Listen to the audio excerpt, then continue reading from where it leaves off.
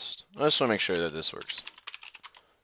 I'm like 90% sure it's going to work, but let's just make it 100%. Because it feels like a big waste of time. I'm like 90% sure it's going to work. Yeah, it'd be a big waste of time if I start talking and it didn't work for whatever reason. Okay, I don't want to beat around the bush or waste any time, so this is Wire Guitars. I'm going to be doing a patch analysis. I wanted to do something with esports monies, aka Mac 10, aka whatever you want to call him, and we probably will. But I want to do this by myself. I want to do this initial patch run through by myself so that I have some basis to go off of, so I can talk to him and shed some knowledge to his 4K self. Just kidding, Kappa. I love him. But I do want to kind of gain a little bit of basis of knowledge before I go into anything with any sort of partner or anything like that. And plus, I always do patch analyses. I do them on pretty useless patches, sometimes ones that are like lettered patches if they significantly change heroes that I'm known for playing, but also the big general updates of the games. As you guys probably are aware, I make big long videos about them. I think I've clocked in a 5-hour video on like 6.88 or 7.0. I can't remember which one it was. It would make more sense for 7.0, but either way, I do videos like this. So I hope that this doesn't seem kind of spammy to anybody.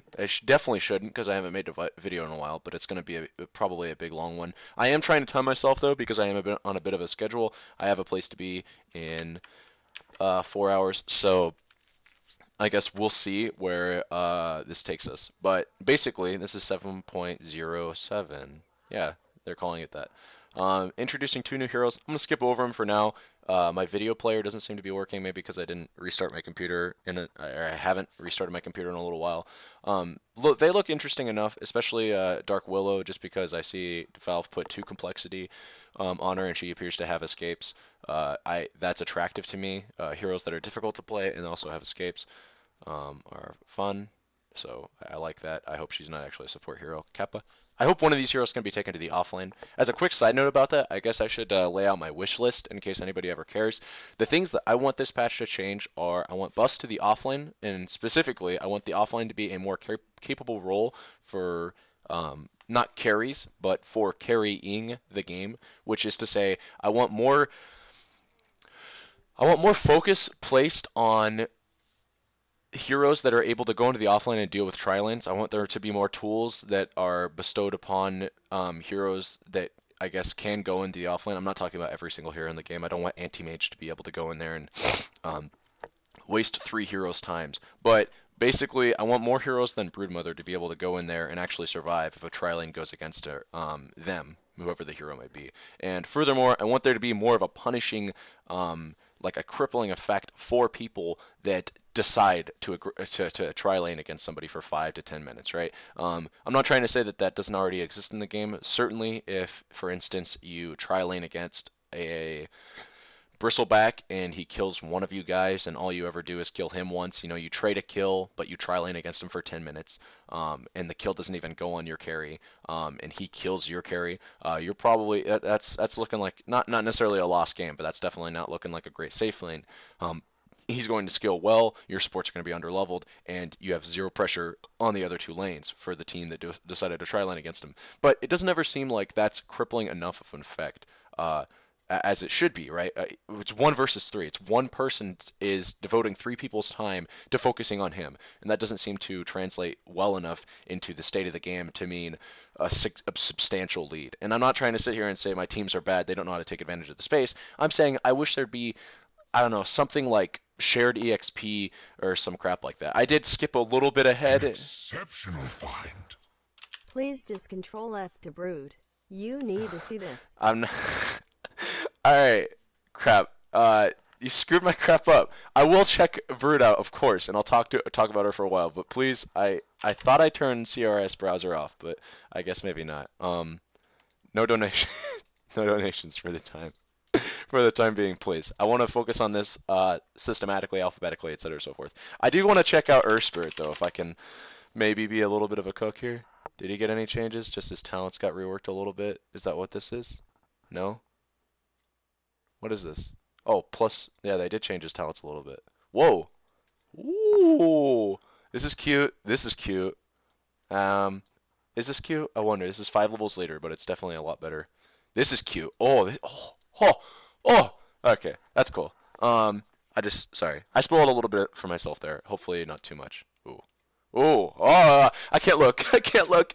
It's too much. Okay, let's go in order. Um, Firstly, all pick drafting order is now a thing. It's not just like you pick and then they pick and then you pick with the 10 or no, nobody ever banned, not every single person ever banned 10, but like the 5 random bans at the start of the game from 10 heroes that both teams decide. Now it's I think I don't even know if they have banning, right? Or no, they still do have ban. All pick drafting order is now A, which I assume just means a pick, and then 2 bans, I think, maybe, and then 2 picks, and then 2 bans, and then 2 picks, and then a ban, or something. That wouldn't make any sense. I don't actually know what A B B A A B B A A B means. I don't like. Are they trying to say like Radiant and Dire pick? Because why didn't they just say like R/D, or R or D? I don't know what A already they're literally the very first change, and I'm already confused about what they exactly mean by this. What I'm gonna assume is kind of what I was saying, like this they're changing it so that like there's bans integrated into the picking system now, which I guess is fine. I hope that it doesn't take too long. One of the big benefits of playing all pick as opposed to captain's mode, obviously you'd be typically doing this in solo queue because all pick is a very more. It's a way more popular mode to play than in solo queue if you're queuing than captain's mode. It's just a more popular mode in general. More people play all pick than they do solo queue. Or than they do captain's mode, and that's for good reason, and that's that the games don't take as much time to set up. Captain's mode picking and banning stage can take, I think, at maximum like 15 minutes if you run every single timer out to its absolute max, and that's 15 minutes that you're not playing the game. That's an entire early game that you spent picking and banning heroes, which I mean, for some people that's enjoyable. For me personally, I get in my modes where I'd rather just play all pick and just settle for less complete, less congruent, less understandable games for the sake of sparing myself a little bit of time. If I go into hero selection, sometimes people call me a brood spammer. If I am going to be that idiot, if I'm going to be that moron that just wants to pick a hero and not really care about the situation that the hero is going to be picked in and not really care about the way that my team might react to that, and I want to pick the hero, then by all means, like let me do that. If I want to do that and I just want to get in the game 5 minutes later, like, that's my prerogative. I don't know. I'm conflicted on the issue, but I do generally prefer all pick. I will say that to captain's mode, at least for the time being. That may change. But I will say that the following changes are what are more interesting, I think, because I don't admittedly entirely understand what this means. I do think it might be like one side gets 1 pick, and then the other side picks 2 heroes instead of 1 hero, and then that would make more sense because this is 5, right? There's 5 A's and there's 5 B's, so it makes sense that they're doing it like that. In fairness, right? Some people have been arguing that this should be the case all along. Also, I've seen arguments stated that this is similar to League of Legends in a very small way that they used to do their hero picks and bans this way. I think they might still do. And then so henceforth, I've seen people say that we shouldn't do it like this. Um, I don't know. I'm personally on the fence. What's the difference between just people picking and teams picking back and forth as opposed to 1, 2, 2, 2, 2, 1? It's there's still a back and forth there. I don't know.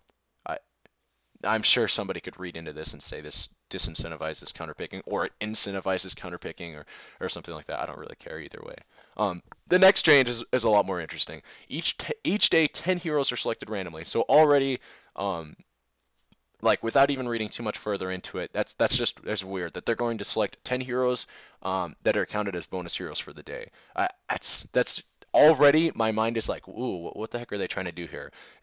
And they're giving those heroes any random amount. It's a completely random assortment of heroes. They're just giving them a free mango at the start of the game, so you can't random in any game, I don't think anymore because the next line reads randoming no longer gives bonus gold. It instead selects a hero from the set of bonus heroes and grants an extra iron branch in addition to the mango. Um, Wait. Okay, so what this means actually is each day, 10 heroes are selected automatically as bonus heroes for the day. I'm pretty sure they're not like trying to conceal this information. Like we're going to know which heroes those are. So that's like so right away, right off the bat, if you pick any of those heroes that Valve has randomly selected to be the Jesus heroes that will bestow upon you Mango Bay, you're just gonna get a free mango in addition to being able to play the hero. So, which sounds so stupid. So it's like oh hey, today hey, I'm a brood spamming retard, and for whatever reason today Valve has chosen brood to be one of the brood spamming retards day. So in addition to being able to play brood mother, I get to start off with a free mango.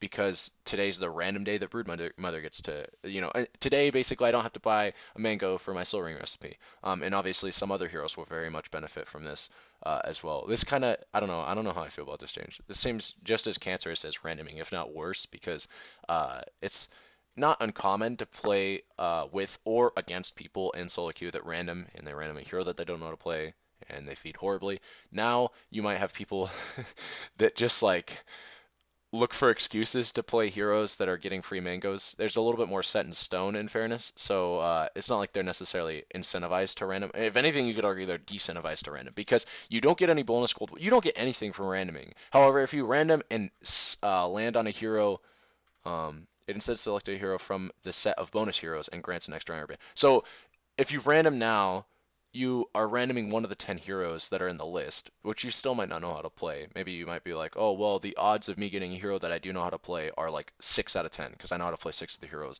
instead of all 10 of the heroes. But the pool of heroes that you can random is smaller. So some might argue right then and there that's a benefit because you can more accurately pinpoint what you're going to random. But no, that's still a dumb argument.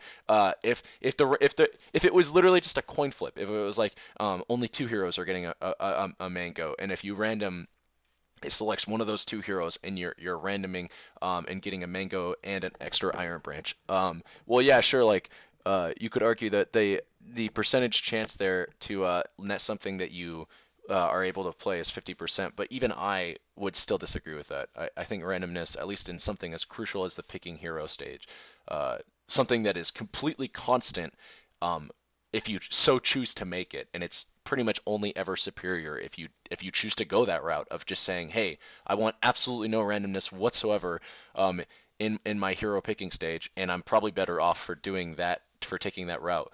I guess what I'm trying to say is I don't see why there would be anybody that would feel the need to be like, oh, let me roll the slots and get potential 150 gold or a potential 100 extra gold for my troubles. Like I don't know. Even though, like I said, they seem to pinpoint it to some degree by lessening the amount of heroes that you can random, and they more accurately, is that the word? They took your rewards from randoming and made them a little bit less, I guess, ridiculous. Like you can't just start with a ring of health out of base now without or with random gold, which was never good. Like nobody ever should have done that anyways. Or you can't just start bottle, which was never good anyways. But you definitely can't do that now. So now people might feel less incentivized to random because they can't do their stupid random builds.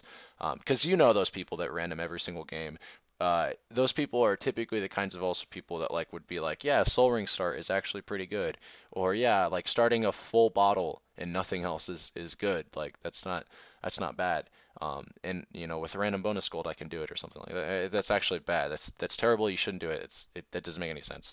Back when bottle was cheap enough to start, and in fairness, it was buffed a little bit, but still, people would never start bottle. And yeah, sure, you could argue like the game's changed. Maybe it's a good starting. No, it's not. It's usually just better to get stats. Give me one moment though.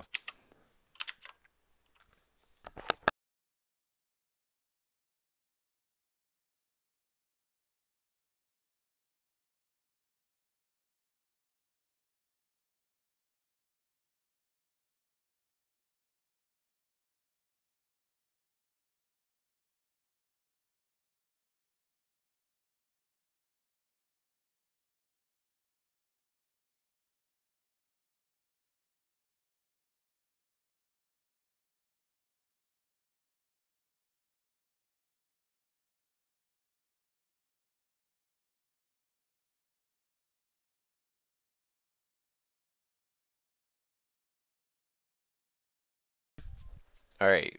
As very typical of a wired patch analysis, I always get distracted. Not distracted, but I always get interrupted somehow. Hopefully that's the only interruption that happens. I don't think it was for too long. Anyways, that's drafting. Um, it's possible I don't entirely understand this, but I'm pretty sure I'm right on the money for all of these changes. Um, and uh, and I mean that in more ways than one. I don't necessarily think that I am selling the random changes short here. I do think that there's still an issue here that needs to be addressed, but This is probably overall quote unquote a buff to people that don't like randoming. I'm not I'm not gonna say it's a nerf to randoming because it's the same amount of gold, but you more accurately can decide the amount of the bonus that you're getting, right? It's the same amount of gold net, but you don't have to sit there and say like, oh, this guy randomed Morphling and he's gonna start a ring of health to get his Lincolns faster in a 6K average game where, that's actually just like the stupidest fucking thing in the world.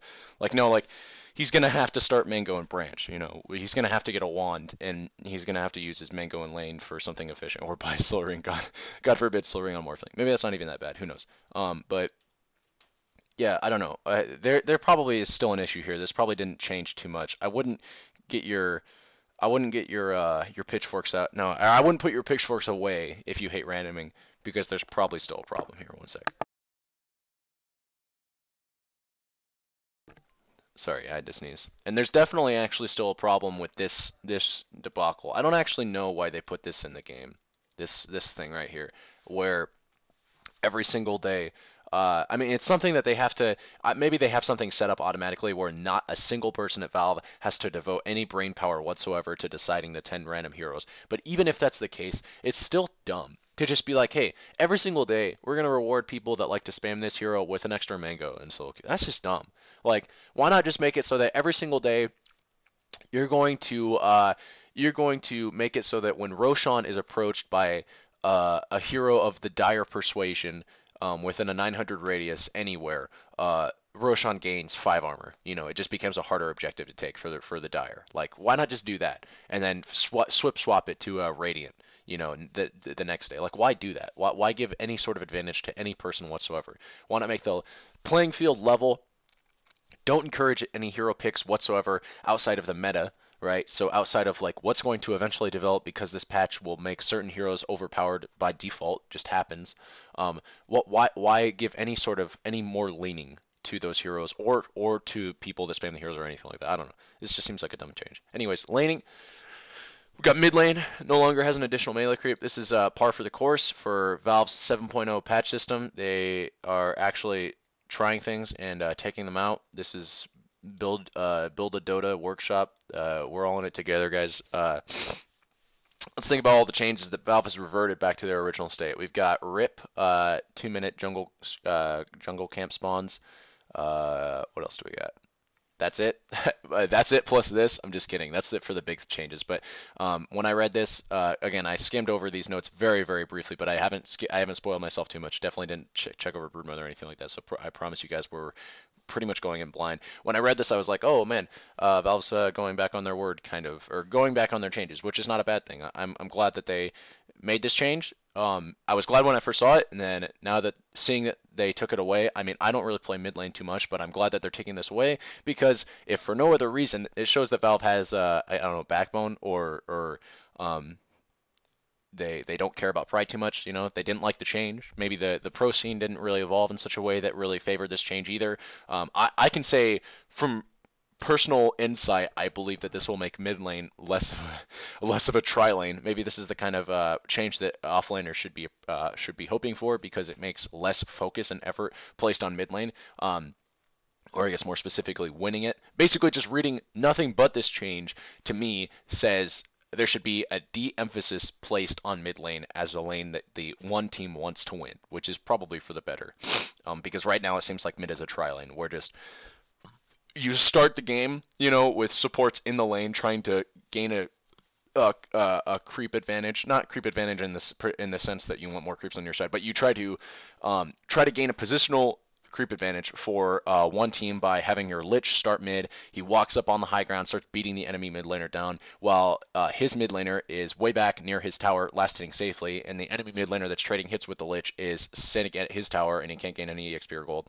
And it just kind of seems dumb because the game starts with supports in the lane. It evolves with like more supports coming in the lane. Like eventually, it's not uncommon to see 3 heroes mid versus 3 heroes mid at like 2 minutes into the game. It seems kind of dumb. It's not what the lane was intended. I don't believe. And it was fun for a meta maybe, but now it's gone. I guess I don't know, or maybe it's not gone. Maybe just one creep won't change anything, but who knows? Yeah, we got creeps now meet closer to each team's respective safe lanes. which in my opinion is a nerf to the offlane as a role. I was actually hoping for the opposite change. I would have liked it if the creeps met right outside the offlane tower. I know that sounds kind of like dumb or like kind of mean or biased as crap, but it's so hard to ensure a good block when the enemy safe lane support can just walk up and screw your entire block up if you're blocking the range creep forward, or one small misstep will cause a creep to go forward, and you can never try to remedy it, especially if you're on the Radiant side where Radiant offlane creeps move very quickly.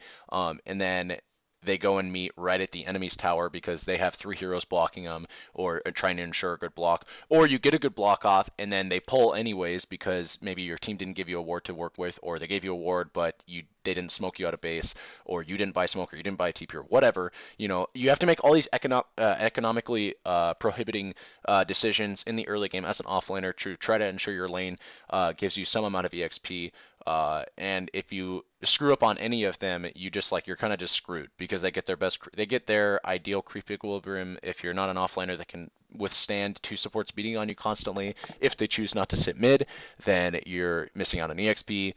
If you have no way of dealing with the core, like say it's a core Monkey King, right, and he just gets his four hits on you because you're not an offlaner that can deal with that, and you're getting shat on. Now you might say, oh well, a lot of this sounds like you're just not picking the right heroes, and that might be the case. But I'm just saying there's a lot of like contingencies that you have to have in place as an offliner because things will always go wrong for you typically, and this is just one extra added, I don't know, one extra thing on the chopping block, it seems like. We got denied or denies EXP granted to the enemy team, which is the player that's getting the denied, the player that is having the deny gotten against them, I suppose, reduced from 70% to 25. So that's a huge reduction in EXP. That means denies are more like they once were, where they used to deny 50%. They went from 100% of the value. Like if you're just in a lane when a creep dies around you and nobody denies it whatsoever, you still get 100% of the EXP. Used to be that if it got denied around you, you got 50%. Pre 7.07, you got 70%, and then the person denying it gained 30%. Now it's going to be you only gain 25%, which is worse than the 50% it used to be, like way back before 7.0, which is or 7.06, I think actually was when they made that change, which is huge. This is the lowest that denied EXP has ever been. So I'd say even a further nerf to most offlaners, a buff to some few offlaners, such as Brood, who can actually like take hold of the lane. So nice little buff there for you, Brood. I'm going to continue spamming you, I suppose, and I'll probably be even more of a retarded Brood spammer. And then also, I guess, probably not even to offset it. They just probably put this in, I don't know, to have some sort of consistency. I don't know. I don't actually know why this is probably such a small change. It doesn't mean any difference. But also, denied EXP gain to the denier themselves, because you do gain EXP for denying now, as we just established, has been reduced by 5% to 25%. So now you deny a creep, the enemy only gets 25% of that EXP, and obviously they get no gold because they didn't get the last hit. And then you yourself gain 25% EXP instead of 30%. Neutrals killing lane creeps, so like when you pull mostly, and especially hard camps or stacked easy camps, is now considered the same as the enemy creeps killing them. So it's not a deny, and it gives the full amount of experience.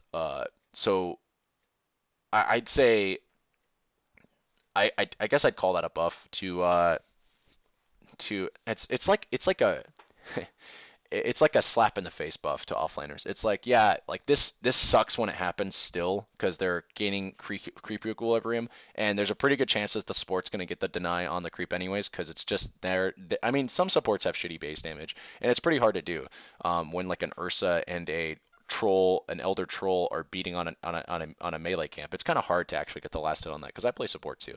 But if they do, they're still going to get the deny. If they don't, well, they're going to get their creep equilibrium anyways because they're making a pull happen. But at least if you're within EXP range, you're getting some EXP. So this might look like, oh, well, here's that buff to offlaner. Here's a small buff to offlaners. They finally made it so that like people like BSJ don't gain any big advantage because BSJ was, I think, one of the big North Americans that popularized the pulling at 53 thing, and that has been at least always ever present for safe laners. It was really, really strong in 6.86, got nerfed a bit in 6.88, yeah, and then 7.0 didn't really nerf or buff it, I don't think. It just kind of changed. No, 7.06 was the one that changed the deny thing. So you wanted to get not denies more than just pulling, but like you could still pull and then just get the deny if you were good. Um, Yeah, this isn't a huge buff. This definitely doesn't circumvent or offset the fact that if you start getting denied, you're going to get cucked in lane. That's just huge. That's such a huge EXP differential. And like I said, this change does not stop supports from still getting the deny. It just means that, if you pull and you take that mantle of having a harder time to get the denies, you're going to be missing out on some EXP. Or at least more specifically, you're going to be giving the enemy some EXP. Total wave EXP has been increased overall, so waves give more EXP. Um, and it looks like they're reducing the range creep EXP bounty. One sec. As I yawn. By a pretty significant margin. You might look at this and I mean, so overall, the creep waves are giving more EXP, which I don't know how I feel about that. Do I feel good about that? Let me think. You always have to think of it from both sides. So it's like, and especially with a deny nerf like this is like percentage wise, I'd say this is overall a nerf to the amount of EXP that you get. Even though there's more EXP present in a lane, you can only gain 1/4 of that potential EXP if you're getting denied every creep, which hopefully isn't happening, but it could happen. And therefore, I mean, 1/4 of 210 is obviously less than 70%. Or sorry, 1/4 of 240 is obviously less than 70% of 210. Um, but again, that's assuming you're getting denied literally every creep. Um, they're putting more emphasis on melee creeps again. It's been a while since we've seen this. This nerfs Midasing the range creep anyways. I kind of want to see, I don't want to, again, I don't want to skip ahead of myself, but I want to see them buff neutral creeps again so that items like Midas, not to say that Midas needs a buff. I mean, the item was definitely way too overpowered at the start of like 7.06 and 7.05 even, like the item was crazy. But it just seems like there's nothing good to Midas anymore. Um, and this doesn't seem to change that in any way. They've got, so yeah, so we've got melee creeps worth a little bit more, range creeps worth a little bit less. You should still be getting your last hits and denies on them. That doesn't really change it, but this is just a nice little thing to know. Oh, the creep waves overall are going to give a little bit more EXP, and I shouldn't always Midas range creeps, because now they only gave 69. Now they only give 69 plus the multiplier as opposed to 90 plus the multiplier, which is a lot. Melee creeps just in general gain a 4 gold bounty, which I don't know favors farm heavy teams a little bit. Maybe I don't know. It's hard to look at these and um, extenuate any sort of long-term meta thoughts. Although again, maybe somebody is doing that out there. And then range creeps gain a lot more gold. You get 12 extra gold on top of a range creep. So overall, the total gold per wave is been increased by 24 gold. Um, some people have been hoping for things like this to happen for a while now, that the game has become too fight oriented and not farm oriented enough, I suppose. And these changes seem to uh, favor those that mindset a little bit of trying to change the game back to a farm oriented style if it's been an aggressive style. I'm not trying to weigh in whether or not I'm trying to be somewhat passive, not passive, unbiased. The first neutral creep spawn changed from 30 seconds to 1 minute. Don't like that change. But but I will say that does seem to favor the offlane a little bit. I don't like that change for supports, but because I don't like that change for supports, I instantly think, wait, this is a good thing to the offlane. That means you can't stack at 56 and or 55 or 54, depending on the camp. Some camps are 56 timings, but most camps are like 54 or 55 timings for the offlane hard camps that I'm thinking of.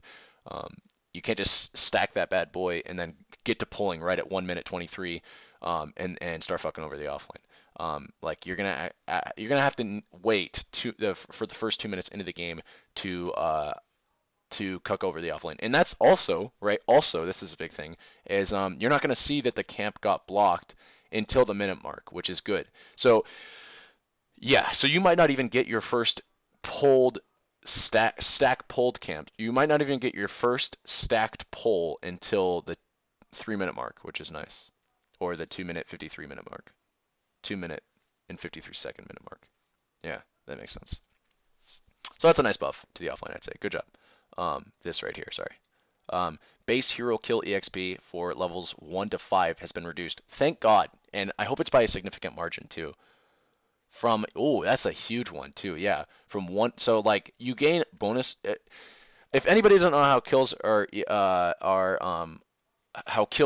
EXP and gold, don't come here. I don't actually know myself, but I know that it's a very complex formula that probably not even that complex. Somebody's in the comments like, oh, this is fucking easy math. Like, how can you not decide this or whatever?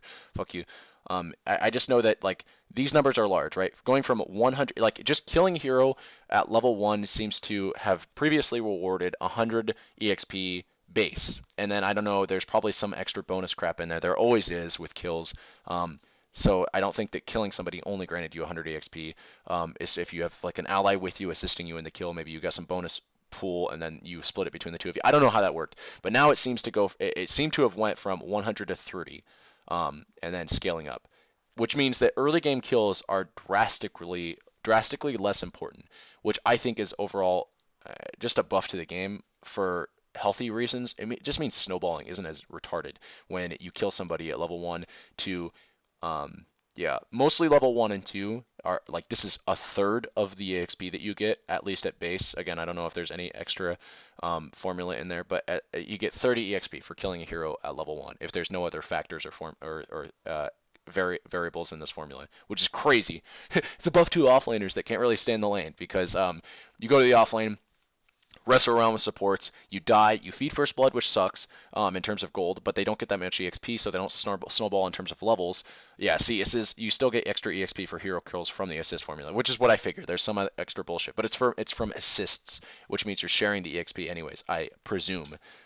Which again, yeah, I think this is good. I think that's good. And then they increased EXP range. Thank God. Oh man, the buffs that I was hoping for offlaners are here. We got a EXP required to go from level 1 to 2 has been reduced, and then from 2 to 3 has been increased by 40. Okay, so you just need less EXP. It's overall a net change of the same. So pick offliners that have strong level 2s because it's easier to get there. And if you die a few times, it's not that big of a deal at level 1 and 2. Nice. Okay, so we're just gonna be picking what? Bristle?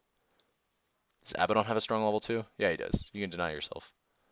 Um, and I can't think of anybody else. I'm just kidding. I'm not even trying to say those heroes have strong level 2s. I'm just saying like offliners with strong level 1s and 2s are your Gucci main heroes. Tier 1 towers have been increased by 200 HP. Cool. Heroes now start with a TP. What the fuck? They start on cooldown at the beginning of the game. What the fuck? What kind of change is this? It's only 50 gold. And they start on cooldown. Okay. I don't mind this change at all. I think this is cool. But why? I don't know. Remove shrines from the base, replaced by filler buildings. You just no shrines in base anymore. Damn. Glyph now causes your creeps to be invulnerable, so you can glyph pushes. Is that the only thing that's strong? And you can also, I mean, this also makes glyphing your. You can glyph pushes, and then you can also glyph your base from heroes that are pushing and killing your creep waves quickly because your creeps. That's not nearly as important. Yeah, this is you can glyph pushes. Great. Yes. I forgot Tinker. Fuck you, dude. Fuck you, Tinker. I'm sorry. I need to keep my language down. That's like, that's nice. It takes a little while for Tinkers and crap like that to clear your creeps because it's gonna take 7 seconds. This is actually a cool change. I like it. Now those stupid D push comps like Lena support. Not that that's good. I'm just saying like heroes like Lena support or Tinker or just picking 2 or 3 heroes that constantly D-push waves and then like pick an AM with you so that there's pick an AM with it so they can constantly split push you and ride the game timer out to like 60 minutes so that they outscale you. Have something else to fear in addition to all the other early game compositions that destroyed those that destroyed those teams anyways. Those were never good, but sometimes you just lose it in solo queue because your team doesn't auto react. Anyways. Creeps, we got extra siege creeps spawning now at 30 minutes instead of 40.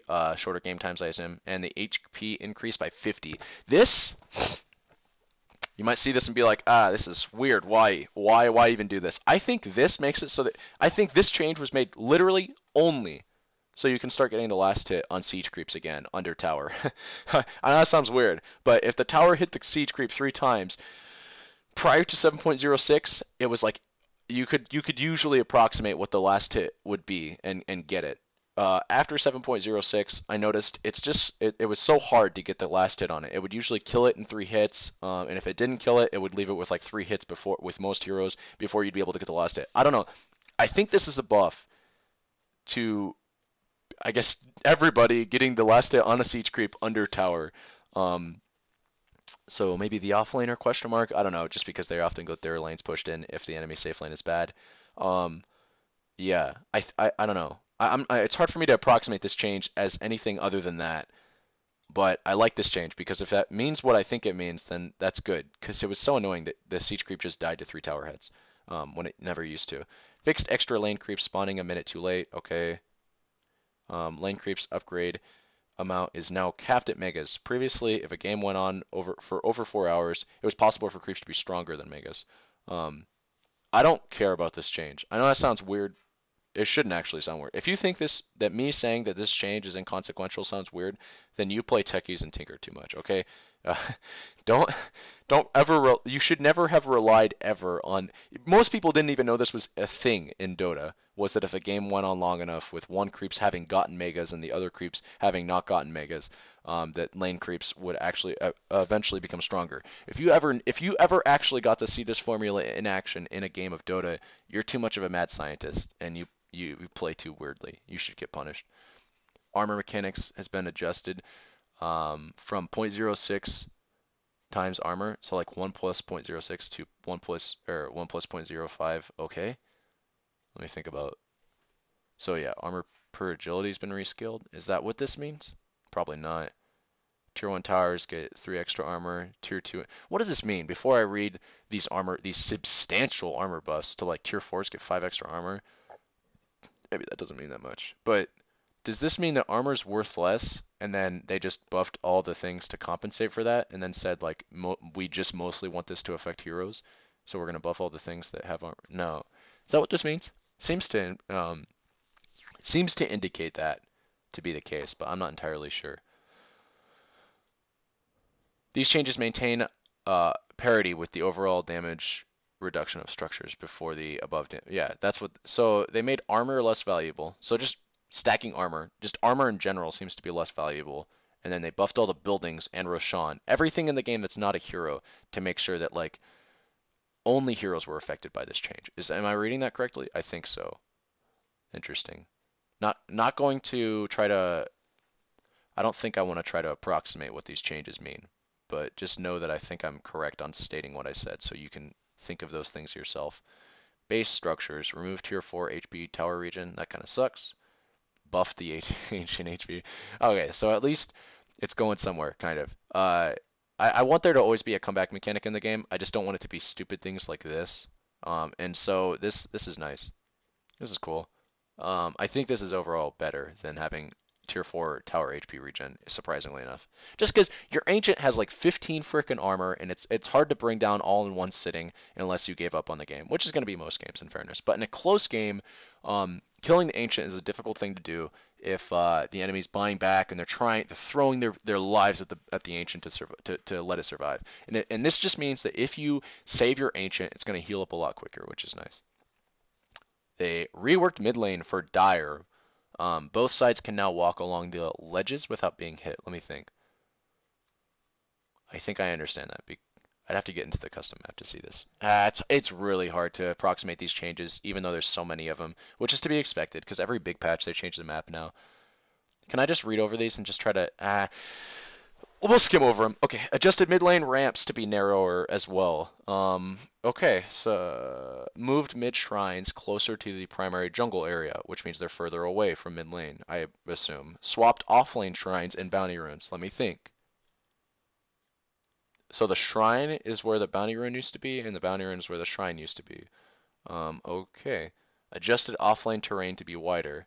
Which offlane? Are we talking about both? Both off lanes in general have wider terrain. Interesting. I would like to see how that looks. That's again, that's going to be like 90% of my reactions to these changes is I'd like to see how this looks. Reworked the Dire safe lane jungle area, but they didn't talk about it, did they? Safe lane hard camp adjusted. Oh, is that like this is like they need to like learn how to format like Reddit. Like this is the primary, so you underline this and then you go into point, point, point. Removed one of the ramps going down to the jungle camp near the falling ward spots. There's a miscellaneous tree and line of sight adjustments, but they didn't go in too much of depth. I'm gonna ignore it. I'm gonna ignore these changes, and then maybe I'll do a separate video, but I probably won't. Going over them. Who knows? Third Roshan now kills a what? Third Roshan kill now drops a single-use consumable refresher orb. Cooldown is independent from Refresh Orb. What? That's crazy. I mean, I'm not trying to sit here and say that this is ever going to be a viable build. Okay. All right. Wait. No, this isn't that crazy because Refresh Orb has a large mana cost. You can't ever forget about that. But it's just a free Refresh Orb. That's interesting. That's huge. Huge. I assume this will eventually be huge. This is huge. But it's the third Roshan kill, which takes a while. I don't know. Crazy. I'll say that. That's a crazy change. That's all I'll say about that. Hero respawn timer has been reduced for the early levels, which is par for the course as well with the offlane change, or with the EXP change that we mentioned. Now you're really only, as weird as this sounds, now you're only feeding gold if you die in the early levels. I'm just kidding. Don't die in the early levels. It's still a bad thing, but it's a lot less severe. Neutral creep aggro. Neutrals now sleep at night, so like way old Dota. They have 0 aggro range while sleeping. Way old Dota, guys. This is old ass Dota. Removed special neutral pole aggro exceptions for heroes. I'm trying to think of what special neutral pole aggro Earth Spirit had, and henceforth all these other heroes too. Neutral's lane creep aggro is now based on which neutral spawn area they're in. Enabled for the traditional safe lane / offlane pole camps. Let me think about this. Based on which neutral spawn area they're in. I don't understand that. I sound so stupid saying that. And this is probably like the change. This is probably the big change for the offlane, it sounds like, but I'm not going to be able to understand it. Captain's mode now has an extra ban in the first phase. 6 bans in total for this mode. Okay. I'm sure that's big, but I don't play Captain's mode that much, like I said. Illusions now deal 80% damage, less damage to Roshan rather than dying instantly when attacking him. That's kind of cool, I suppose. Let me think. Is that good? Is that what I want in the game? Probably not. They also gain HP and mana regeneration. Roshan's slam damage has been increased over time. So it's still going to crush your illusions, but I don't know. PL can rejoice. PL pickers can rejoice, I guess. It just gives just look, guys, even if this doesn't look like it's that much of a like that big of a deal, always remember that illusions tank, okay? That's the big deal with illusions is they tank Roshan and you don't care if an illusion dies ever. So PL especially benefits from this if he is good and actually micros his illusions to take the aggro by pushing them closer into the Roshan pit to draw aggro more, okay? It's good. This may not look consequential. Hopefully it does. Hopefully you guys aren't bad. Like some people are. Hopefully everybody that watches my channel is an intelligent human being. But if you're not, and that's okay to not be, just realize that illusions tanking Roshan is the big meme here. And now they can do a little bit of damage as well. PL can actually spawn illusions against Roshan, which is the big deal, right? He can hit Roshan, they won't instantly die. When they spawn, they'll do some damage, which is nice. But and I guess they'll technically provoke slam, which again got a damage buff over time. But the more important thing than any of that is that they will be able to tank. That's huge. PL is really good at taking Roshan. He went from like really bad to really good all of a sudden with one small change. Fountain damage got buffed. Nice. We got HP regen, or mana and HP regen over time increased. That's cool. Just less downtime, I suppose. Except wait, we got 4% to 6% without the 14 mana per second. So this might actually be a nerf at earlier ranks, but overall it seems buffed, and I like that they buffed the fountain damage. Net worth ranking factor. How much the richest versus poorest heroes get from a Sith gold has been changed. Let me think about this. I don't actually care, right? Because this is just stats. Nahaz cares. I don't care. Hex can no longer be dispelled at all. Damn. Whew. That is a big change. Lotus Orb, be damned. Is this a good change? Do I like this change?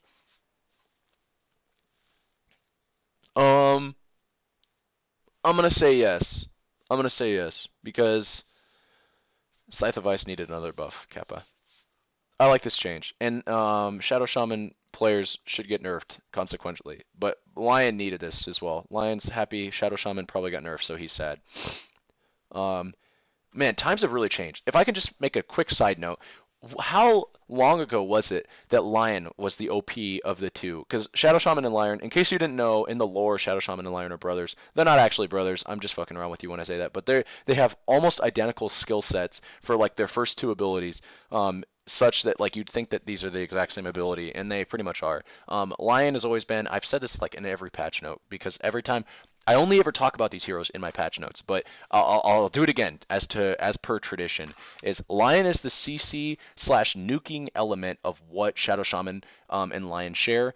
Shadow Shaman is more push oriented, as well as I guess like tower defense oriented of the two heroes. Basically, if you know nothing else, Lion influences team fights a lot more, typically, traditionally, and Shadow Shaman influences building pushes a lot more. This changes inversely correlate. This is like inversely correlated every time one of the heroes is overpowered, though. That's the idea, but it's never actually the case because when Shadow Shaman is too strong, often it is the case that wards are too strong, the wards that he summons, and the wards are too strong in such a way that not only do they push really well, but they also influence team fights way more than Lion's extra crowd control sorry, not extra crowd control, but his versatility in his crowd control, right?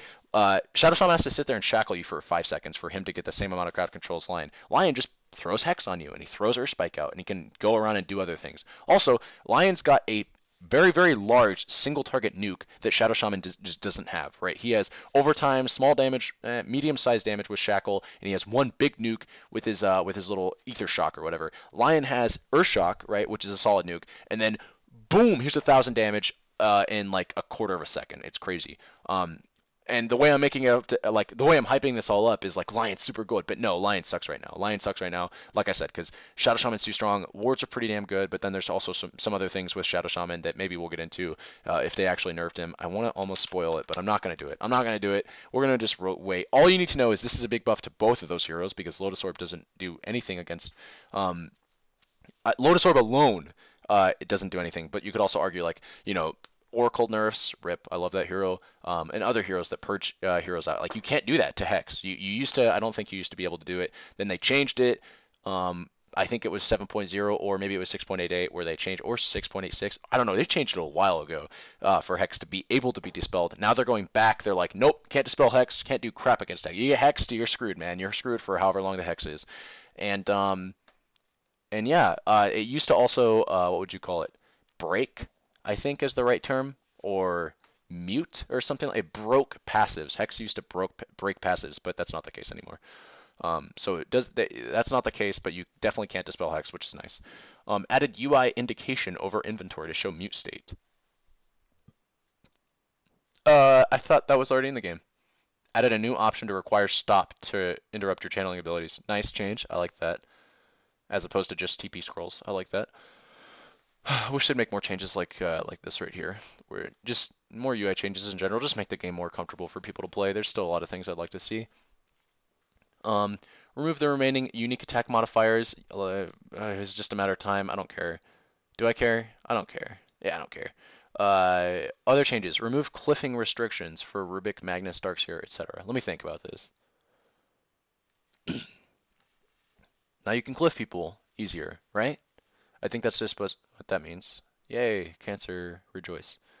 Roshan now upgrades every minute rather than every 4 minutes. So that doesn't mean that he gets buffed hella strong. It just means that like it's kind of like the change that they made to life drain to make it drain constantly rather than like in ticks. That's all it really means is they're just making Roshan a more consistent objective rather than taking him 4 minutes before or 1 minute before he's going to get buffed at the 4 minute mark. They were buffing it so that every single minute, no matter what, he's getting stronger, which is nice, I suppose. More consistent, like I said, more consistent objective. Fix magic damage sources from attacks not being blocked by barrier types. Pipe, Hood, Flame Guard. Is that like the only interaction? Is like Flame Guard with those abilities? There's more magic damage abilities like that, I'm sure. Improved stack count readability on buff icons. Okay. Heroes with turn rates have been improved. Okay, we're looking for Puck and we're looking for Earth Spirit. I think Earth Spirit's actually already better than this. Who are we looking for though? Heroes that I play. Heroes that I play. I see Beastmaster in there, but I don't really play him too much. And Enchantress. Damn. Okay. Well, that sucks. Anyways. Oh, Puck is in there. Sweet. Nice. I don't think Puck needed a buff. I'm sure he's going to get nerfed, but I hate turn rate. Turn rate, I hate to say it, because turn rate is a balancing mechanism that they use to make heroes stronger or weaker in Dota. But It feels bad. I'm not gonna lie. This is the only like League of Legends thing in me still, I think. Probably. Nah, I'm just kidding. There's some things that I like that League does better than Dota, but I will say one of the big things is turn rate. Personally, it just feels awkward to play with. I know that sounds stupid. I know makes it sound like I'm a casual, but I hate this. I like weight behind heroes. I don't like turn rate as a weight behind heroes. Also, as a side note, this buffs every hero versus Batrider, which sucks for Bat. Um, just because of the way that Napalm works with turn rate. And the way that Batrider functions as a general rule of thumb is he always likes it when heroes have a hard time turning around, because of how he can fly over you with Firefly and keep walking around so you can't really damage him, or keep making you turn around so you can't really damage him because you can't turn on him. But then furthermore, his Napalm it reduces your turn rate as a factor of a percentage, and if you have a higher turn rate, you get slowed for less. I mean, you still get slowed. It seems like it's still by 70%, but if you check the table out, I'm pretty sure I'm right on this. You turn around slower. So rip Bat. Just kidding. He's survived every nerf that has ever been given to him, pretty much, except for like one small nerf where they buffed him afterwards to give him more HP regen as a base, and then he became an offlaner, and then he became a roaming support, and he's still viable as fuck. You can see enemy regen values. Who cares?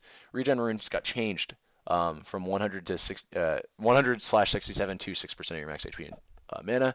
Probably a buff moving into the late game, although you can argue that the lower percentages on the lower value on regen rune, I mean, it was pretty much always destined to fill you up to full, and having it regen you lower amounts made it so you could prolong it for more, but I don't know, probably overall this is a buffed. Cast point reductions, Chen players rejoice. Neutral Purge now works on Cyclone units. RIP Beastmaster. Just kidding. Neutral Cloak Aura on heroes has been increased. Looking for that change. So it's actually useful outside of just your creeps. Kind of seems like more nerfs to Tinker. I hope the hero gets buffed in some way. I kind of enjoy picking him. Added a projectile for Dark Troll Warlord and Snare. RIP. But did they buff it? Yeah, they did. They reduce the mana cost reduction and yeah, the cast point. Okay, I hope the projectile goes quickly though. I do like playing Chen. I don't like playing him a lot, but I do enjoy the hero. Gave the lizard a slam cast point. Interesting. The Stegosaurus basically. I don't really care about any of these other changes, do I? Furbolg Thunderclap got a mana reduction, so you can use it 6 times instead of 3. We got 6 War Stomps for the Centaur instead of 3. Cast point reductions are very small on those. Soul Stealer mana burn cast point got reduced. That's kind of nice, but it still needs more buffs. 50 mana for 100 mana burned is not that much, even in the early game. There's just better creeps. Courier costs 100 extra gold. RIP. Movement speed has been increased. Okay. No more courier.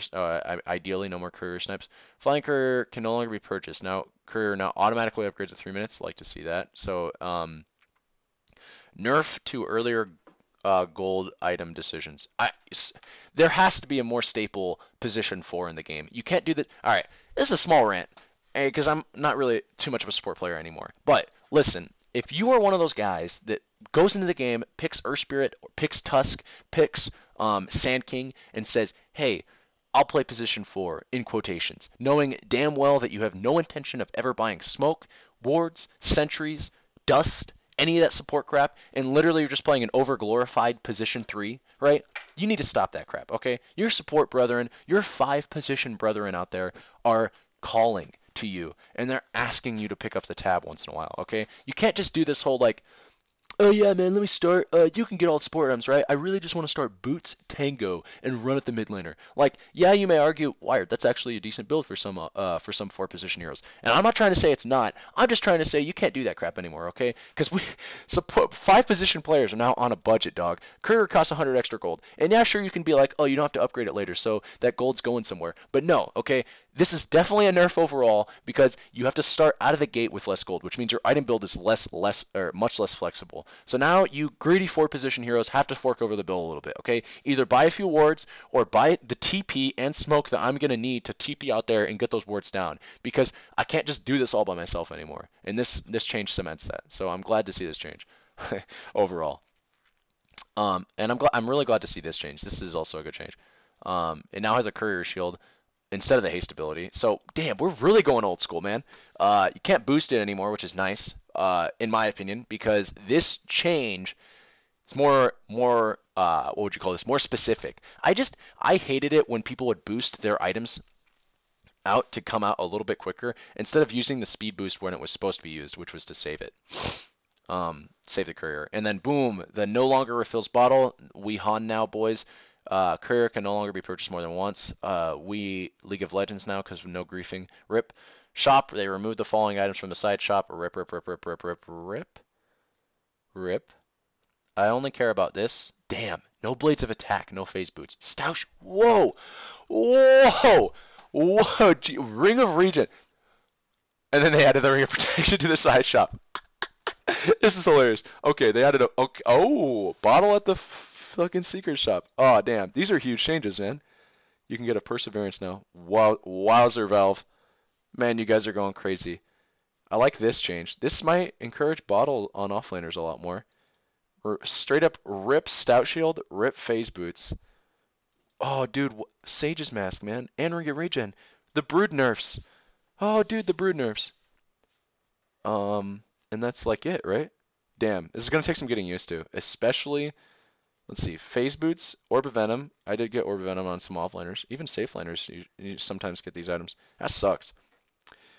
We got Observer Wards that I think they still give the same amount of gold, but now they give 75 extra EXP, which goes, they used to give 100 EXP, then they nerfed that and gave them gold as a bounty reward. Now they're not nerfing that. Now they're just buffing it back to the EXP that it used to give and maintaining the gold level, so that's crazy.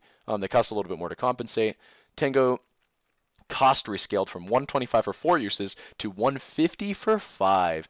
The buff to even out tangos from salves. Not to say that tangos were getting bad. Tangos and salves have always been integral parts of the game, but there has been some balance changes made over time to make it so that salves and clarities as well, like those sorts of consumable items that got mitigated on damage, got that huge buff in 7.0 where that didn't happen anymore, and you could just keep a salve or tango or salve or clarity going until player-owned damage hit you. That was a big change. That was a huge buff to the item. Now it looks like they're kind of buffing Tango a little bit more. Yeah, it costs 25 more gold, but you get an extra fucking Tango out of it. Economically, that definitely is valuable. Although you could argue this limits some item builds. I will say that because being able to start the item straight out of the base is a huge. Oftentimes, what determines whether or not the item's actually good. I will say it that way. I'm not trying to say that Tangos are bad. I'm just saying that if your build used to short like used to use all your gold up and you got like 2 packs of tangos, well, you're gonna have a hard time doing that now. If you were ever in a build and you were short 25 gold, um, and you had tangos in your build, you won't feel this too much, basically.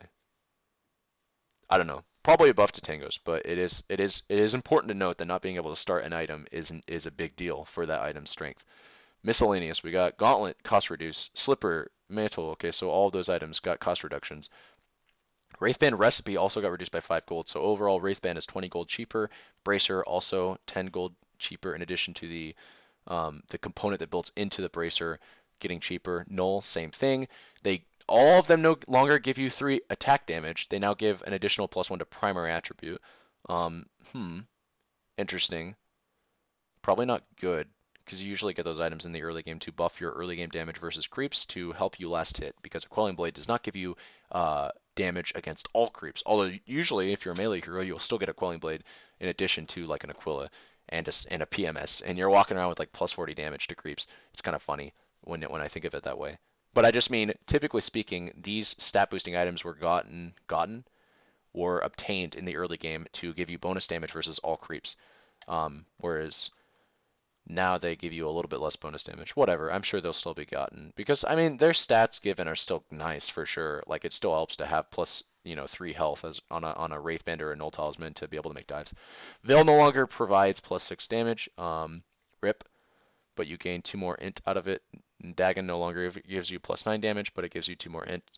Drum no longer gives +3 damage, but it gives you 1 extra strength. Rod no longer gives you +6 damage. Purse no longer gives you +10. Lincoln's no longer gives you +15. Damn. Nerfs. Not big. Not huge. Maybe the Lincoln Sphere change. This is probably not substantial, but a nerf that's worth noting. Lincoln Sphere, not Lincoln, sorry, Aether. A lot more mana, no more spell amp, more cast range, and a little bit more mana regen. Do I like this change? I do not like this change. I like spell amp as a mechanic in the game. But Gives you a lot more mana now, though. Do I think this? Because they're trying to buff the item, I do believe. I mean, it might be like you might look at this and be like, oh, well, obviously they're just trying to change the item. I would argue no, they're definitely trying to buff the item. The item is under purchase as of now. It used to be over purchased, but now it's very under purchased. I don't know. 200 extra mana. It's hard to undersell that. I mean, every element of this item got buffed except for the fact that they took away the spell lamp. So they didn't just compensate this with plus 200 mana. No, they compensated it with plus 30 cast range and plus 25% mana regen as well. I don't know though. I'd probably say overall this item's probably in the same lane that it was pre-change. It's probably still not going to get purchased that often. Battle Fury got a recipe change, sorry, where it requires a Demon Edge instead of a Claymore and a Broadsword. So overall, it's 400 gold cheaper, but it is harder to work to a Demon Edge because it's one big component as opposed to two small ones, and it's purchased from the secret shop. Important to note. Attack damage also got reduced by 5. Cleave damage got increased. The cleave distance got increased, as well as the end radius got increased. So you're getting more cleave for your buck, and your buck is less because it's cheaper as well. Boots of speed got reduced by 5 gold. Reduced by 5 movement speed. To be honest, man, I would have been happy with. I just noticed that my picture is kind of fucked. That's probably why my video thing on the top there for the new heroes was fucked too. I probably need to restart my computer, but I'm not going to do that midstream here. Boots of speed. I like that. To be honest, if they buffed or nerfed Boots of Speed here, I would have been happy because I've been feeling like conflicted about this item. I hate it when people start it and they roam around and they kill everybody on the map because Boots of Speed is often enough movement speed for a roamer with a special property such as Pudge being able to slow you forever. Literally with Rot, if he's on top of you and he has HP, he can slow you permanently. And I'm not saying that Pudge is overpowered. I'm just saying that with heroes that are able to take advantage of the extra movement speed that Boots of Speed gave, Boots of Speed was often the difference between somebody getting cucked or not in lane, and it was kind of unfair a little bit because it's dumb, being able to play super greedily as a position 4, buy Boots of Speed, run out of the base like you're Lightning McQuick or whatever, and then go kill the mid laner a bunch because you have insane superior movement speed advantage over them. It's kind of stupid. But at the same time, I wouldn't mind seeing a gold reduction here too for Boots of Speed. As weird as that sounds, just because because every hero barring Weaver in the game likes to get Boots of Speed. I don't know. One thing's for sure, Brood doesn't really care about this. At least for a good majority of the game. So that's cool, I suppose. Boots of Travel, building prioritization range. This is for what's it called? What is this for? I think this is for the aggro. I'm not entirely sure. Because when you use Boots of Travel now, in case you didn't know, they made this change a little while ago, where it de-aggros everything around you. I think this is for tower. I'm not sure. Maybe it also means that you can TP now like 500 extra or 400 or 375 extra range away from a tower, which it would be cool. I don't know. I'd have to see this change in action. Bloodstone now requires a Perseverance instead of a Soaring plus recipe. RIP! We are so old school, it's crazy. That used to be the case in the game, by the way. In case you didn't know, Perseverance used to build out of a Bloodstone. And you used to buy Perseverance from the Secret Shop, which they changed, sorry, and then they changed again in this patch. It no longer heals in an area around your hero upon death. You gain 2 more charges. Overall, I'd say a nerf to the item. Don't think it needed it, but I could be wrong. Um, or or maybe I'm so stupid that this is actually a buff to the item. But I don't know. I'd say overall, especially with the Perseverance change, you could argue like, oh, the 2 more charges, but I don't think that makes up for the fact like it used to heal your heroes upon death, and it's never like you never picked up Bloodstone with the intention of healing people. But if you ever did just happen to get engaged on first in a fight, and then your entire team got wombo comboed and you died, it was really nice that you healed everybody up to full if you had a lot of charges, and then you respawn instantly like. I don't know. That is a nerf. This isn't just like some weird mechanic that they finally removed. No, this is a good thing that the item did that they straight up removed with no sort of counterplay other than getting 2 charges extra. Butterfly, um, duration reduced on Flutter for by 2 seconds, but you don't disable the evasion. So now you don't have to think anymore. Butterfly is literally a free movement speed buff that it's like a max movement speed buff too, because it pretty much always puts you up to max. It doesn't cost any mana. This is a nice change to Butterfly. I like this a lot. You can use it as an offensive as well as a defensive item. Do I think the item is in a good place balance-wise? Probably not. Butterfly still has a lot of disadvantages when you buy it. But it does have a lot of advantages when you buy it too. I'm not trying to say Butterfly is an incredibly underpowered item. I'm just saying they've been making if you've been looking at the patch notes over the course of time for like the past few years, they've been making very incremental changes to make Butterfly a stronger item. From to anywhere from buffing in the sense that they reduced the cost on Talisman of Evasion. They made it so that Butterfly, what was it? They gave it Flutter to begin with. What other things? Making it so Monkey King Bar is a worse item by removing its attack speed. Like, they've been making very incremental changes to make Butterfly a better item over the course of time, and this is in line with that. Is this enough? I guess time will tell. It is a nice change, though. I do like it. Desolator gets a minus armor reduction, reduced by one armor. Now, this is a little weird. I've been getting force-fed information by somebody who's very biased. I won't say his name, but he always tells me that Desolator is one of the worst items in the game because it does nothing. It provides you nothing utility-wise. It literally just gives you plus damage and minus armor, which is more damage.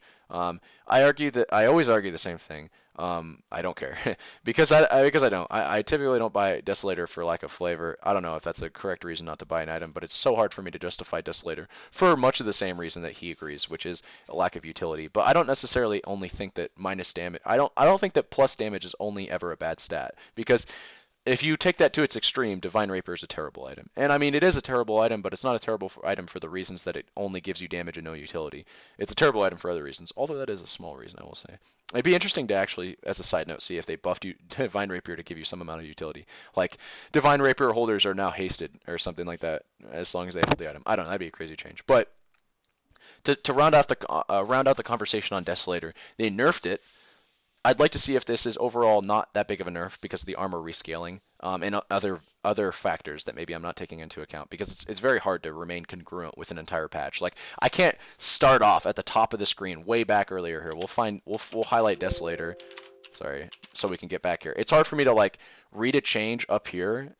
This is like anybody that ever reads patch notes like Purge would tell you this as well. Is like it's hard to read a change up here and then like photographically ingrain it in your brain so that you can remember it for all the changes to come. So it's entirely possible that I'm not really thinking bigger picture here, but this does look like an outright nerf that probably wasn't necessary. But I bet it was. You know, Desolator was getting purchased a lot. I noticed Broodmothers, for instance, would pick it up a lot. I never personally preferred it, although in my recent games I have been experimenting with it, and it does enable Roshan, which is a nice thing.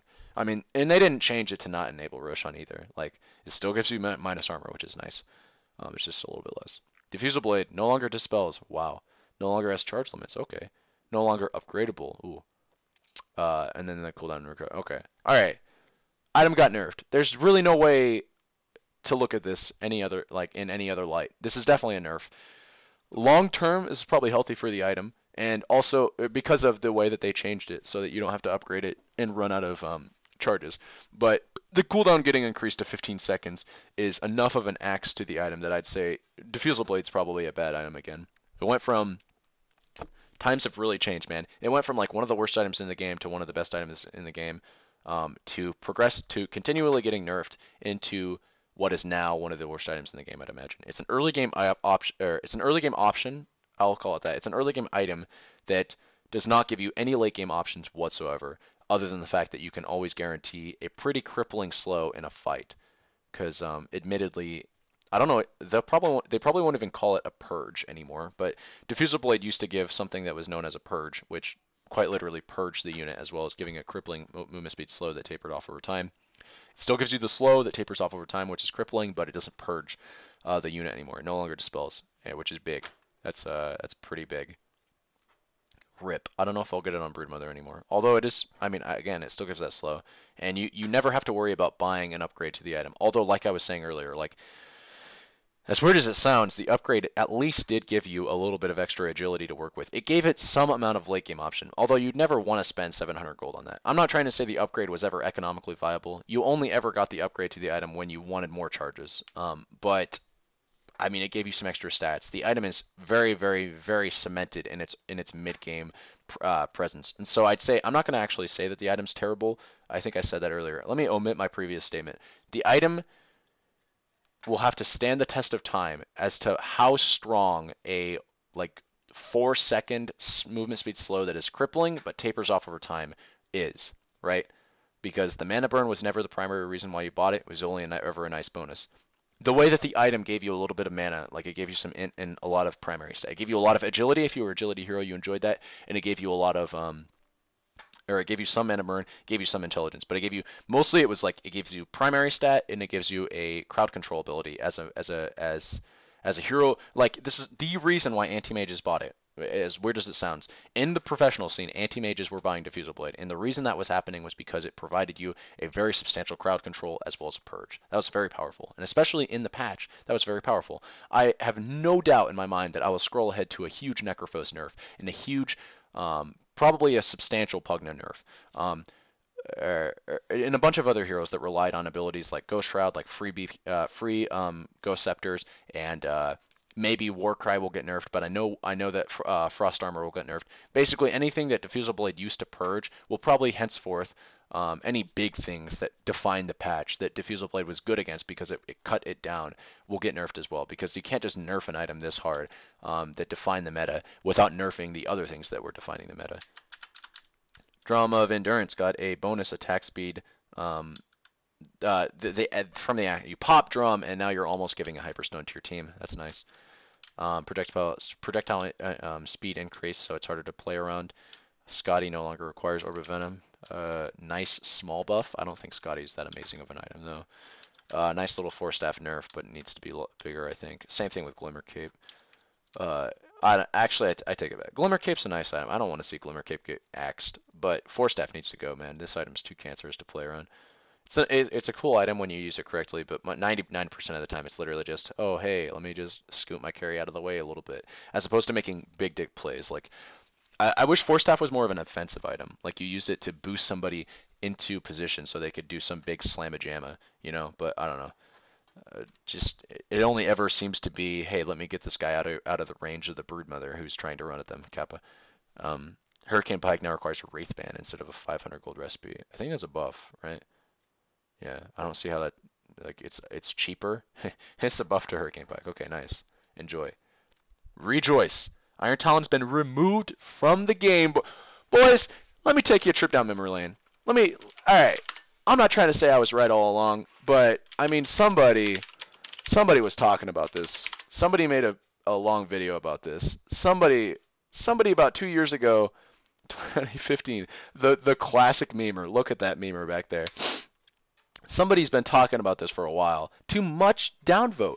To much dismay. Who was the guy getting flamed talking about how this item is too weird for Dota? And now, 2 years later, after the game has evolved to a state where his words don't mean anything anymore other than Iron Talon is a weird item, the item gets removed. Is this a good change? I'm not going to say yes or no. I don't know, man. Iron Talon was an interesting item that we will no longer have in the game. I will say, after the nerf to not only jungle creeps giving less EXP and gold, but also just the nerf that they gave it, like a 6 flat increase on its cooldown, it was a really hard item to fit into people's builds. So it's probably healthy that it got removed because it just had a hard time fitting in. And for them to keep it as a viable item in the game that actually warranted purchase on any hero ever, they had to make substantial balance changes to it and likely the jungle, which probably just wasn't the direction they wanted to go down. So this is a much cleaner change. Is this preferred? Is this something that basically would I encourage somebody like Carbon Bond, for instance, who's thinking about making his own game, to make a change like this to an item that he might have in his MOBA that is bad at a time? I'd say, yeah, probably. Iron Talon was at that point where it was like, you can either put her down or you can have her live for another 2 weeks, like a cat or rip. Feels bad, man. Like an animal that's limping on its last leg, and you're like, man, you can try to tough this out and see if it'll get through this severe wound, but it's gonna be it's gonna be a long road. And Valve was like, no, we'll put her down, man. We're sick of the suffering. So rip Iron Talon. Javelin gives accuracy. If you don't know Javelin, because it's a very obscure item that you only ever buy under 2 conditions, I think it's if you're getting MKB. Javelin, Dota 2. Uh-oh. I don't actually know the other item that it builds into, if I'm embarrassingly enough. I think it's, yeah, I was going to say I think it's Basher. Okay, so now Javelin Gives you some accuracy when you purchase the item, which is cool, I suppose. I was thinking that they need to do more with the accuracy mechanic, and this is their decision, is instead of actually buffing Solar Crest, although maybe they did because I think it goes alphabetic order, they're just going to give accuracy to more items. They reduce the cost. They no longer gives a little bit of extra damage, and the accuracy proc now deals 100 magic damage. That's really weird. So when it procs on accuracy, which does accuracy only proc on evasion? I wonder if even if you're not hitting a target that can evade your auto attacks, like does accuracy still proc? I wonder. And if it does, then that's huge because this is just like a 25% chance to deal 100 extra magic damage, which is a lot. It's a lot of extra magic damage, especially when compared to the bonus 10 damage. Like you're losing 10 damage every hit, but if it hits every 4 times and it deals 100 extra magic damage, then you're losing 40 damage, but you're gaining 100 damage. So it's a net 60 damage that you're gaining. And the cost reduction as well. Javelin, good item. Kappa. I was gonna say I knew that they're gonna nerf its components as henceforth. I wonder if they nerf a Monkey King. They change it. Okay, okay. We won't spoil it too much, but they did nerf Basher to compensate. Basher, same cost. It looks like maybe there's a 50 golden. Yeah, it's the same cost. 400 less 400, 400 less for the javelin, 400 more for the basher. You don't get the damage anymore that the basher. Bashes can't be evaded. I wonder if they were ever able to be evaded. They probably were, which is why they'd put that in there. I don't know. The damage proc has been increased by a little bit. Interesting. And they display overhead. I'd like to see what it looks like. It's probably stupid, and they'll probably remove it in a few weeks. Kappa. I'm not even lying about that.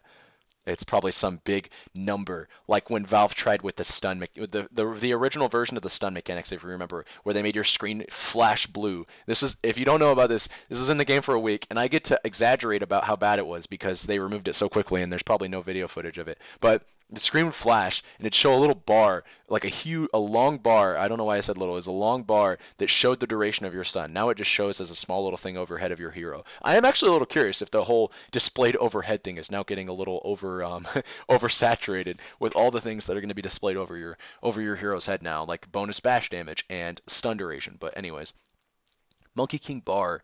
I don't even. I know we all know what it used to do. Let's look at what it does now. Which is, it requires a Hyperstone and 2 Javelins, so it's a cost decrease. You will get, instead of damage, you will gain attack speed, right? And you will gain 75% accuracy. Is this in addition to the Javelin crap, right? Yo, wait, actually, Javelin doesn't give you any damage anymore. Isn't that weird to think about? All it does is give you a chance to deal extra magic damage. Like, it gives you no actual stat. It literally just gives you a chance to deal magic damage and some accuracy. Monkey King Bar gives you 75% accuracy plus 60 pure damage proc. The attack that procs the accuracy also procs the pure damage, pierces spell immunity. Weird change. Do I like it? No, I do not like it. This is more complex. The item is cheaper, so I assume it's more accessible, even though it doesn't give you 100% accuracy. I think it's still an item that has its place. I just don't like the change.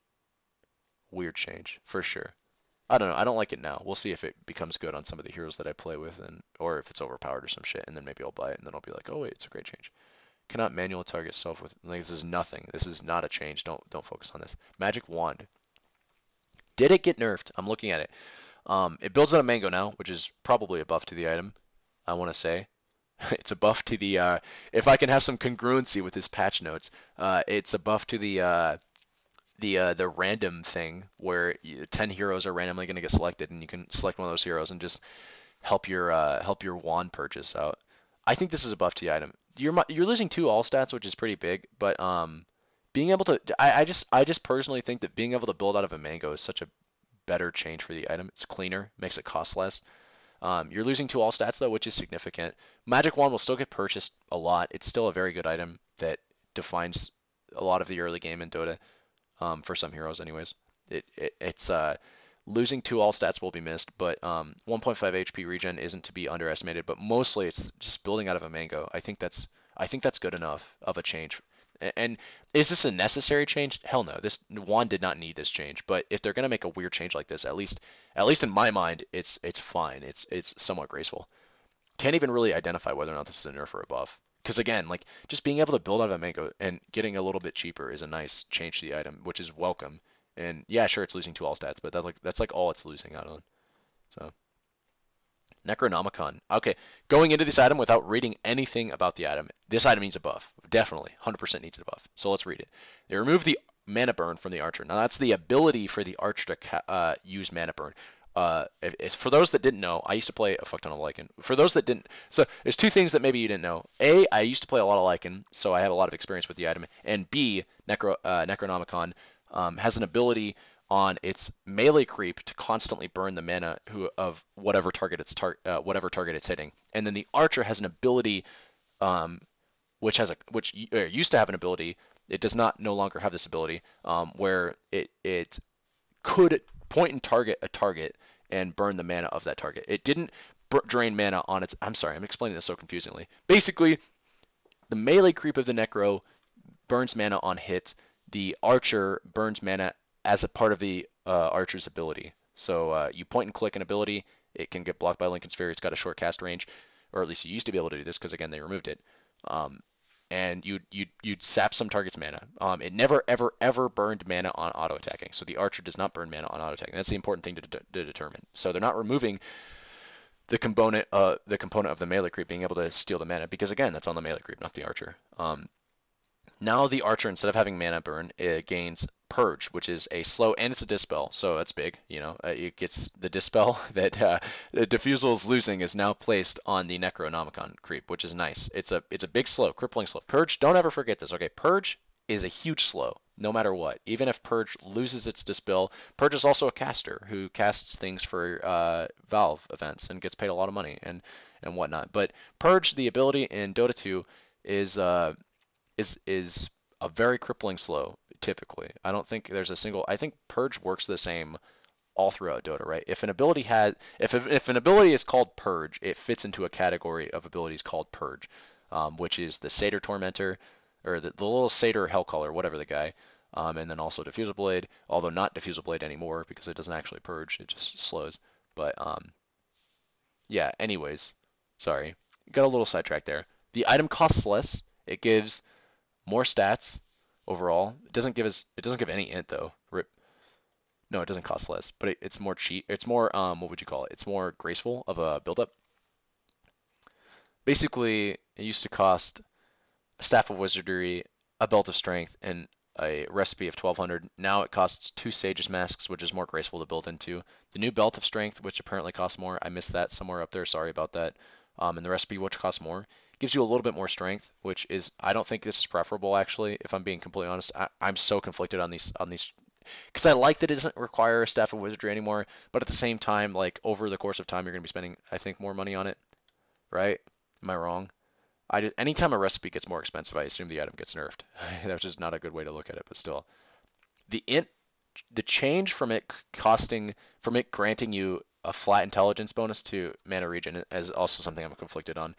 Flat intelligence has been getting nerfed over the course of time for a while now, because just intelligence in general is giving less mana per point of intelligence. You could equate 24 int to giving you like 300 extra mana.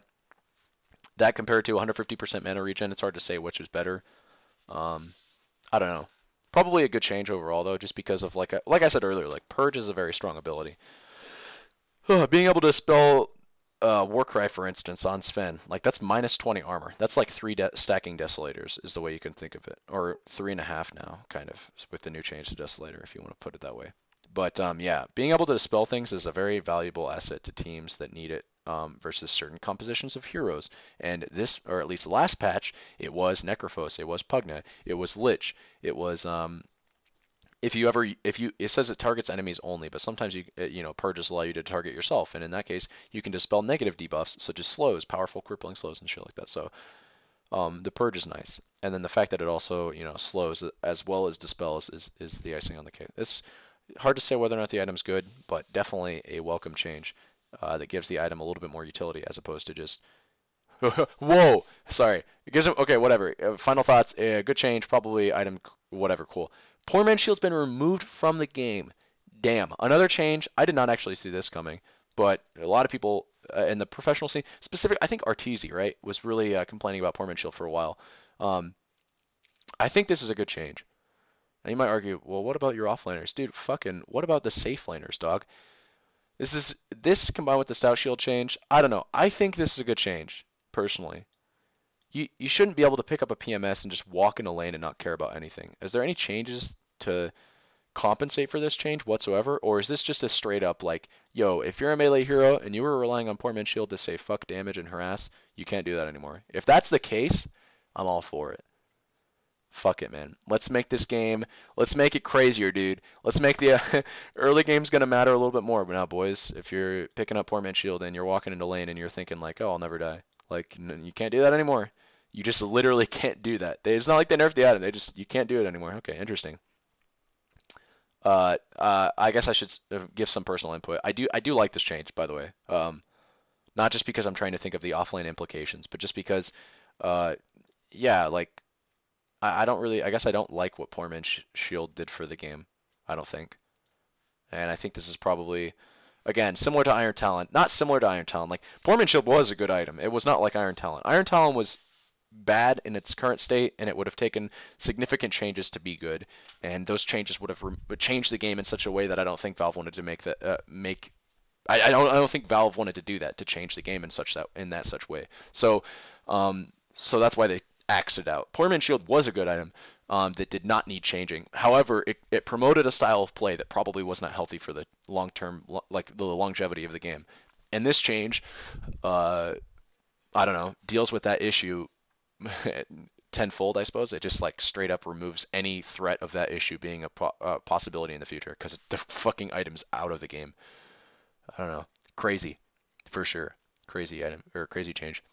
Stout Shield's still in the game though, so there's still I guess you can still lane as a melee hero. You just can't do it as well. Because in fairness, right, I'm not trying to rip on melee heroes too much. Like Stout Shield isn't just like a strong item. It's downright integral to melee heroes being able to lane in a lot of cases. I'm not saying every hero needs a Stout. I mean, I don't even get Stout Shield on Broodmother, but you know, we got to show some love. Like we can't just sit here and say that Poor Man's Shield is that's why I was asking if there was any compensation. Is because like Poor Man's Shield was not just overpowered. It was also in a lot of cases necessary. So Orb Venom, damage over time no longer dispels consumables or disables blinks, which is good. I like this. I have to wonder if this is going to help Broodmother a little bit. I think it will. I think it's going to count as HP removal, which henceforth will not delay her spider blend in web crap, which is nice. I like that if that's the way it behaves, which is I think that is it's going to be HP removal, which will not disable her shit. That is a small buff to Broodmother. Maybe a substantial buff actually, because sometimes it's enough, you know. I like this change. Pipe of Insight, the active now affects buildings. Um, Pretty much just a nerf to Pugna, I want to say. Let me think. Yeah, Techies, Pugna and Techies. And there's probably a few other heroes out there, but mostly Pugna and Techies. So interesting. You can rejoice.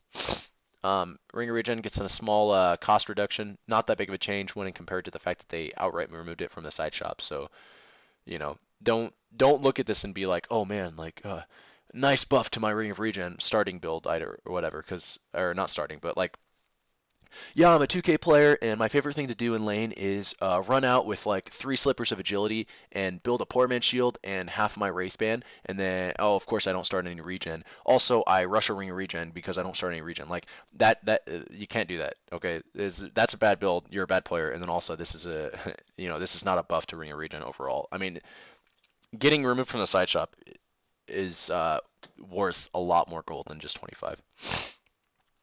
Satanic now requires a claymore instead of mithril hammer. Um, Alrighty. Sentry Ward no longer automatically appears. Sentry Wards no longer automatically appear in front of Observer Wards when buying the item. That's not flavor. I was gonna say flavor. That's quality of life, I suppose, and nothing else. All right. Silver Edge no longer applies enemy damage reduction. But you gain more movement speed. Another nerf to Silver Edge. Interesting. Didn't think it needed this, but rip. At least you get a little bit more movement speed. I don't know. Smoke. Smoke cooldown reduced from 11 to 10. More smoke buffs. I did not expect this. I will say that. But interesting. Buff Solar Crest ever so slightly. I hate this. You saw, man, just Remove Solar Crest. Dude, poor Solar Crest, man. This item's going to be bad for a while. If this is all it... I was thinking, man, 7.07, they got to do something for Solar Crest. Man, that item is terrible right now. It was not able to withstand the substantial nerfs it received in 7.06, and it still is... It's not going to recover. Solar Crest is dead, guys. Like, and Valve is spitting on its grave. Soul Ring, um, looks like we got buffs. Hard to say. So let's look at the components first, okay? Ring of Regen and 2 Gauntlets of Strength is the new Soul Ring so you definitely cannot get it from the side shop. You can start Ring of Regen, and I think they added the Gauntlets of Strength to the side shop, so you can build it kind of out of the side shop, but it doesn't. Oh, dude, you can't start Mango anymore. That sucks. Um, Now you get 6 extra strength and 2 extra health regen instead of any mana, so that kind of sucks. The cooldown on Sacrifice, though, went down by 5 seconds, so still gives the same active, by the way. Yeah, you just get 5 seconds more uptime on it, which kind of maybe alleviates some of the mana issues of the fact that it doesn't give a build out of a Sage's Mask anymore. It gives you a lot more stats, like just overall in terms of survivability. Sorry, I should specify. You're getting a tad bit less HP regen, but gaining a whopping 600 or 120 HP is more than worth 1 HP regen for sure. And then also strength heroes can rejoice because you're getting 6 extra damage on top of it. And that is substantial. That is significant. Like, you know, heroes like, I don't know, Earthshaker or whatever can build Soul Ring now and be like, hey, like it's a better item than it once was on me because he used to build the item with Tranquil Boots anyways. Do I like this change overall? I'm somewhat indifferent. I'd say I'm probably leaning towards the not liking a change more so, but that's probably just because of my hero pool. Is this change like interesting? Yeah, it's definitely interesting. It's kind of clever. I don't know. If you want to look at it this way, like Soul Ring now gives you the health that it's going to take away, and not just over time. Like it immediately gives you 6 strength, which is about how much sacrifice costs. So that's interesting. Um, but I don't like that doesn't build on Mango. I can't remember if Gauntlets of Strength are buildable from the side shop now, because I know that they didn't used to be able to be. I don't think anyways, but I think they may have changed. It might have been one of the items that was changed. I could look it up, but I don't want to really screw up the flow too much of these patch analysis. It's going to take too long if we do that kind of stuff. So, Stout Shield gives a little bit more damage block. It says damage block increase from 16 to 18 and then 8 to 9. What that basically means is melee heroes are getting a little bit more damage block, maybe to compensate somewhat from the PMS change, but it's not blocking 100%, which is one of the big things of PMS was 20 damage block for melee heroes every single time on hero hit. Now, the most you're ever going to get is 18, and that's every other hit. And you don't get that extra 1 armor, which was one nice thing of buying a PMS was consolidating slots, is you get the 6 agi, you get basically 1 extra armor value, and you get the 20 damage block every single time you get auto-attacked by a hero, which was nice. So, it's a nice little buff to somewhat compensate for PMS, but definitely not enough, in my opinion, for some heroes. And then we're about to get into new items. I can't wait to skip ahead, but we're not going to do that. Urn of Shadows got changed back to magical damage. Used to do some pure damage. Now it does magical again. Damage got increased somewhat to compensate for that. But overall, is this a buff or a nerf to the item? I'm going to say a nerf. I'm going to say a small nerf. Right? I mean, 25%. If nothing else, if you just account for the 25% magic damage reduction that every hero has, the damage is still going to be 150 damage when you apply it to a hero. So, yeah, this is probably a nerf to the item because it's going to do the same damage to almost every hero in the game anyways besides Visage, who it's going to do a little bit more damage against if he doesn't level his Gravekeeper's Cloak, which is very unlikely. And then Meepo, it's going to do a little bit less damage because of this change. But then more importantly, if any hero gets any amount of magic damage reduction whatsoever, they're going to care about Urn of Shadows a lot less. So overall, nerf to Urn of Shadows. RIP. Vladimir's offering now stacks with Ring of Aquila / Ring of Basie. Okay, interesting. Probably not that big of a deal, but maybe it is. Offlaners that build Vlads now rejoice because you help out your carry a little bit more as opposed to just having redundant items. So that's interesting. Meteor Hammer, Aeon Disc, Spirit Vessel, Nullifier, fuck, Kaya. God damn it. Too many new items, Valve. Come on. This is too much. But we'll go over it. We got Meteor Hammer. Costs, it's a mid-game item. That's first thing. Okay. Not to stroke my own ego here, but if you're a 6K player, this is how you look at the items, okay? You look at the components, you look at the actives, you care a little bit about what they provide, but you look at the cost more. Basically, you look at every element of the item and try to imply what it means. But first thing I look at is the cost. I think, okay, it's a mid-game item, 2,600 gold, mid to late game item. Like this is not probably similar boat as Echo Saber in terms of its cost. Does it do the same things? Well, it gives you some strength, gives you some int, which is nice. These are like, it builds out of a staff of wizardry, which is an ogre axe, which are kind of awkward items to build, but the other two components aren't too big. You could definitely, like, you could reasonably obtain this item depending on what it does. And what it does is you channel it for 3 seconds. You summon a big meteor, which I assume is similar to Invokers. Like, it's probably gonna have the same model, I assume. This strikes a 300 AoE and stuns for 1.75 seconds. It applies a 6-second debuff that deals 60 damage per second to structures. Interesting. Probably the first item in the game that like actively helps sieges. I want to emphasize the word actively because passively you could build items like Hurricane Bike and MKB to help your sieges as well, like not missing on towers. Although that I think that's different. I but Hurricane Pike, or Dragon Lance helps ranged heroes hit high ground from a further range away, which helps them siege. I mean, a lot of items help sieges, like pipe and mech and stuff, but this item actively does it. Like you build an item and it just literally gives you an active that helps you siege. Again, so it's a 6-second debuff that does 60 damage or 60 damage per second to structures, 115 to non-structures. But I like how they really want to focus on the damage that it deals to structures. So obviously this item, if nothing else, even if it's built in games because it's too powerful at the damage, well, let's say this item's OP and it's just like way too strong in general. The way that Valve is going to probably balance it is more around its sieging aspect. So keep that in mind. Valve probably wants Meteor Hammer to be a sieging item. The cast range is 600, which is very short. The cooldown's 40 seconds. That's pretty substantial. Mana cost is 125, which is substantial as well. You have vision over the impact area for the channel duration. So again, it's channelable, which is kind of bad for a 600 cast range ability. But if you can maintain the channel, you get the vision range. And the vision range, I mean, it's only 300, so it's not actually that much. Never mind, I take it back. I guess it's good that you get the vision, but it's only 300. Meteor impact destroys trees, which cute, but you're gonna be using this on towers probably more likely than not. And it takes 0.5 seconds to land. So even if you just flick it on a tower for some quick 60 damage, it's gonna take at least 0.5 seconds for the meteor to land. It takes 3 seconds. Let me think. You have to channel it for 3 seconds, and I assume at the end of the 3 seconds is when the meteor lands. If you can land this 3-second channel, it's going to be a lot of damage that you're going to deal to structures, for sure. There's no debate on that, whether or not that's true. The question is whether or not 600 cast range in 3 seconds is prohibiting enough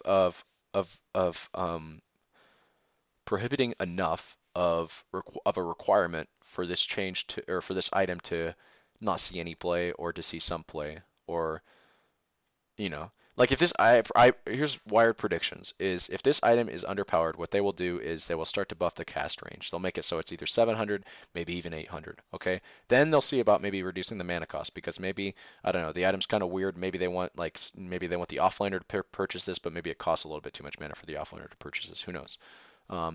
And then maybe they'll start to buff some utility aspects of the item. I predict that they'll keep the 3-second channel in for sure, and I also predict that like elements of like 300 AoE, they'll probably keep it like that. The stun, maybe they'll remove that if the item's too strong, and then if it's too weak, they might remove that too, and then they'll be like, okay, the item's too weak, but we want it to be a sieging item anyways. The stun was only ever something we threw in there for bonus. Let's just take that out first and make it like do more damage to structures, something like that. I don't know. This is definitely a siege-oriented item, though. You can tell. At least, I don't know.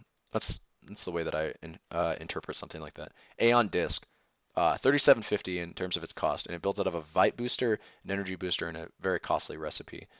So like New Bloodstone, maybe? I don't know.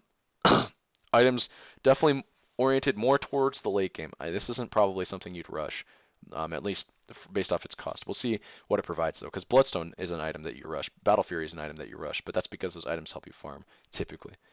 What it gives you is a good bit of mana and HP, which is to be expected if it builds out of a Vite booster and energy booster. 25% status resistance, which is a new term in Dota. Tenacity in League of Legends. If you hate me now, I'm sorry. Which is a reduction of Effects like silence, stun, which is interesting. I wonder if it affects knockup. Probably not. Disarm, I say probably not. I know that sounds a little weird. Actually, I think knockups are counted as stuns. Could be wrong about that. I'm trying to think about like Lion. So yeah, silence, stun, disarm, root, fear, etc. For DPS debuffs with slows, it instead just reduces the slow value because most slows, if they reduce your damage or something like it, if a slow does something in addition to the fact that it slows, it will not affect the additional aspect of the slow. So like Viper, like if Viper's slowing your attack speed and your movement speed, it's just going to reduce the slow, leaving the damage amount unaffected. Right? Am I receiving that correctly? I'm not entirely sure. Maybe I'm not actually. I might not. For DBS, DBS with slows. Instead, just reduces the slow values, leaving the damage amount unaffected. Maybe like for Viper's damaging slows, it will not reduce the damage that the slows do. It will only reduce the amount of slow that you sustain. So my first question is, does this affect channeled CC like Enigma Black Hole or Chronosphere, which is not technically a channeled CC, but still? My guess is no, but you'd be amazed, and I would not be surprised if it does. If it does, this item could be crazy, and not in a healthy way. It'd be good against heroes like Enigma. I could see a lot of cores picking this up, but then it would create a stupid metagame where cores would pick this up against Enigma throughout the mid to later stages of the game. They would care a lot less about getting hit by a black hole because they're usually tanky enough to survive it. Um, and it won't hit them for the entire duration. It'll only hit them for 3 seconds. I take it back. 3 seconds is still a pretty margin. I shouldn't even entertain the idea though, because I'm sure Valve is ahead of me enough in this regard, such that it doesn't affect abilities like Chronosphere or Black Hole. Also, passively, it gives you um, when you whenever you take damage and are below 80% HP, you apply a strong dispel on your hero and you gain a 2.5-second buff that reduces all incoming and outgoing damage to 0. Wait. Apply a strong dispel on your hero and gain a 2.5-second buff that reduces all of your incoming, like all damage that's dealt to you is nothing, and then all outgoing damage to 0. So, so some hero, I mean, obviously this is nice. If you're afraid of getting bursted down, you pick up this item, maybe it kind of helps you out a little bit. I don't know, it's like almost 4,000 gold. That's very expensive. But you pick it up and you don't get bursted down as much. But then you also have to worry about the fact that you can't do anything for 2.5 seconds because you're going to do 0 damage. So I don't know. Weird item. I don't actually know how this one will fit in. I can't see a circumstance in which you'd reasonably buy this item unless it's so overpowered that every hero buys it. And the only reason I would assume that it would ever be overpowered is for the passive that it provides, maybe. Like, these stats are nothing. And 25% status resistance is something, but actually, like, how does this affect Doom? You know? Like, the ability Doom. Actually, now that I think about it, I wonder if anything happened to Doom. Oh, I want to look it up, but I shouldn't spoil myself. Kappa. Okay, I'm sorry, I'm getting sidetracked. Spirit Vessel. I feel like this item has been in the game before. Could be wrong. Built out of an urn, which is nice.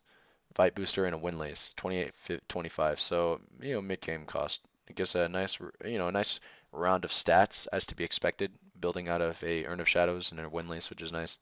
The Vite booster providing some HP there. In addition to the urn behavior, casting it on an enemy now reduces enemy HP regen and heals by 70%. Wow.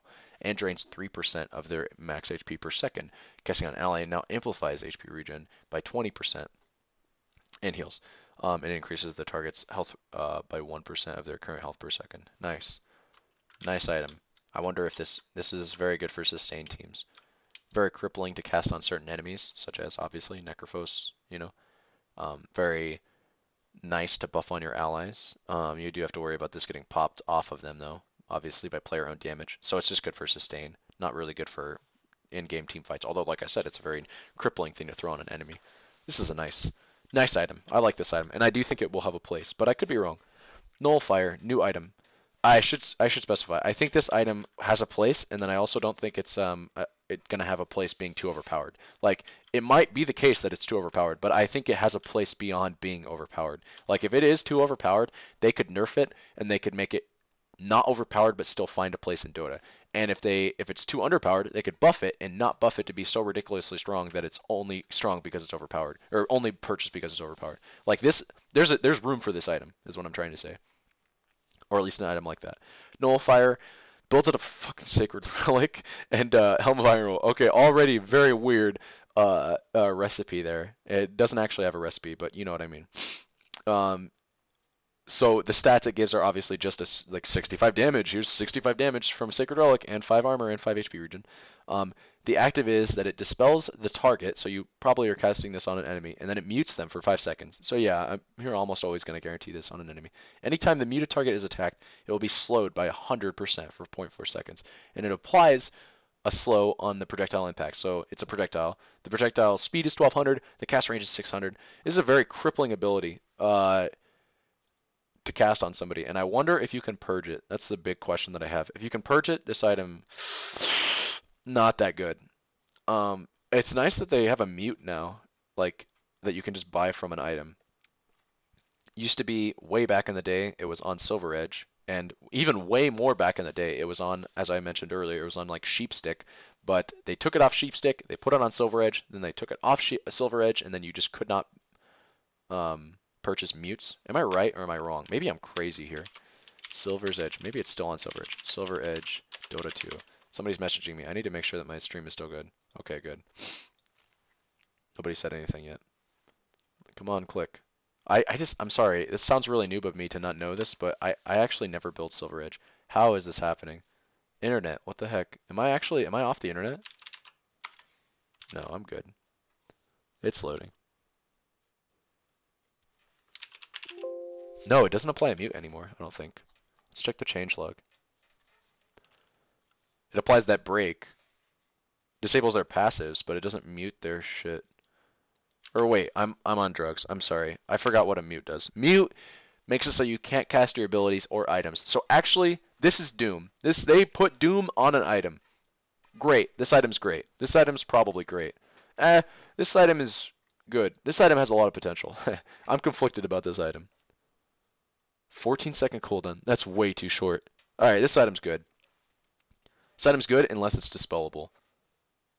It does dispel the target that you... So you put it on somebody, put it on Sven, you're like, yo, you're getting slowed. Also, you can't cast any spells, but it's pretty likely that you bought a Mask of Madness, so you don't really care about casting spells. However, it's going to dispel your Mask of Madness. Also, anytime any of my teammates hit you, it's pretty much going to be like a cold snap. And it lasts for 5 seconds. And it doesn't have an internal cooldown like cold snap does, so you could perma-slow somebody. Good item. And I like this item. And yeah, fantastic. Kaya. Kaya's 2,000 gold. It's the new spell amp item. They took Aether Lens and they were like, here's Kaya. 10% spell amp. That's a lot. Builds out of Robe of Magi, a recipe, and a Staff of Wizardry. Okay, so interesting. Interesting stuff. Gives you some int, which is some mana, obviously from Staff of Wizardry, some spell amp. We got 10% mana cost and mana loss reduction. Affects things like mana burn. Okay, multiple. This item's weird. This item's weird. It probably doesn't need to be in the game. I do like that it has a lot of spell amp on it, like overstated spell amp. So if you ever just want to buy straight up spell amp, you can go for Kaya. I don't know how I feel about this. I don't know how this thing right here. This will get changed. Mark my words, dude. By the end of the year, this item will get changed. This particular part. This is useless. Mana cost. It's only 10%, but it's like a free arcane rune permanently. I don't know. Weird item for sure. The mana loss reduction thing. I wonder if this is something they should change. Mana burn and mana break, but what about mana leak? I assume it would work on mana leak, but mana leak is a weird spell that I wouldn't be surprised if it doesn't work on that. I hope it does though, if they're gonna keep it. But I almost guarantee they'll change this part of it. Mana cost. I do like the idea of putting this on in the game. Summary. Health and mana regen formulas have been reworked. For both health and mana, you gain a direct value. After that, strength and int both amplify health and mana regen. For Voidstone, for example, it provides 1 mana regen instead of 100%. So we back.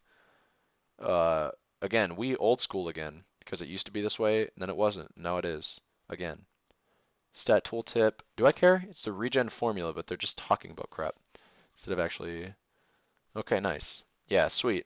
Makes the game more easy to understand, I believe. It's a lot easier to equate, like, oh, if I buy a Clarity and I pop it and it doesn't get popped, it's going to give me 3.2 mana per second as opposed to, I don't know, like 200% mana regen. So I like that. Talents have been rescaled to account for the new formula. I mean, this is literally just consistency. This is not buffs or nerfs, right? Yeah, to account for the new formula.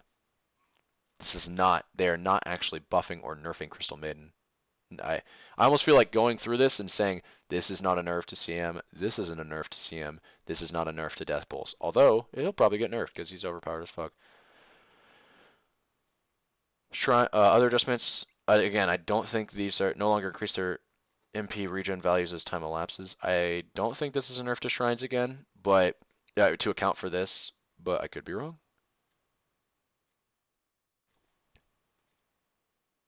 Base plus flat bonus increases by 2% per int. My headphones are running out of power, so I need to plug them in because I have wireless headphones, in case you were wondering. Um, I don't know how to imply. I don't know how to I don't know how to understand these changes outside of hopefully these are just consistency changes or something like that. Just trying to make the game more consistent, more easy to understand, etc. So forth. Same thing with health regen and abilities that give you health regen, I'd assume. Hero attributes, intelligence, mana increase from 11 to 12. So what I was saying earlier about getting nerfed over time has been changed. All agility heroes' base movement speeds have been reduced by 5. What the fuck? Strength, agility, and int attributes now give a unique perk to the hero if they are the respective hero type. Okay. All right, makes perfect sense, guys. All right, I was about to say strength heroes now gain status resistance, which is that crap that we saw earlier. So they're really trying to push this. Never mind. They're not going to take this off the AN disc IM or whatever. Reduces the duration of effects like that crap. For DPS debuffs with slows, it said, yeah. They already said that earlier. People have been saying this for a while. Agility now actually just gives you speed. So if you're playing an agility hero and you're stacking agi, you're just gaining movement speed over time. And then if you're playing an agi hero, right? Am I reading this correctly? Strength attributes now give a unique perk to the hero if they are the respective hero type. Yeah, in addition to the +1 damage. So if you're playing an intelligence-based hero, you're just going to gain free magic resistance as you gain points in the intelligence. I don't know. It's hard to imply weird changes. Weird changes. We're just gonna say weird changes. So if an attribute strength summary strength, if you have 20 strength, strength gives you okay, yeah. So this they're just going over like what every point does, basically. So yeah, if you have a point in strength, you gain 20 HP. You gain a little bit of HP regen amplification, which is what they were doing. They were talking about here. So it doesn't give you HP regen. It gives you amplification to your HP regen. Gives you the damage that it used to, and these are the perks. So this is what it does. This is the perks that it's giving you if you are that particular type. So this is what it gives you no matter what. And then if you're a strength hero, it gives you a little bit of this stuff too. Okay, I want to say these changes probably mean a lot more than what I'm interpreting them to mean because I chose to kind of gloss over this and not really understand this. I will understand this more as time goes on, and you will see in the quality of my hero guides how I might imply about like how I use that word too much how I might like interpret these changes to change the way that I build my heroes. It might be the case that, say for instance, the movement speed granted from this agility bonus is a significant factor in what ultimately makes me decide to go for like an ethereal blade on a broodmother. Who knows? I just don't understand this now. It's not that I don't understand it, it's that I'm choosing to gloss over it for the sake of time and for the sake of, I guess, our desire to see more intriguing changes that are also easier to understand. Sorry. They changed all the talent trees. Many new ability-specific talents have been added, which is nice. They did not add 3 talent choices, though, which is what a lot of people were thinking. And these are the last list of changes, I think, until the patch is done. Could be wrong. Let's go over a good bulk of them.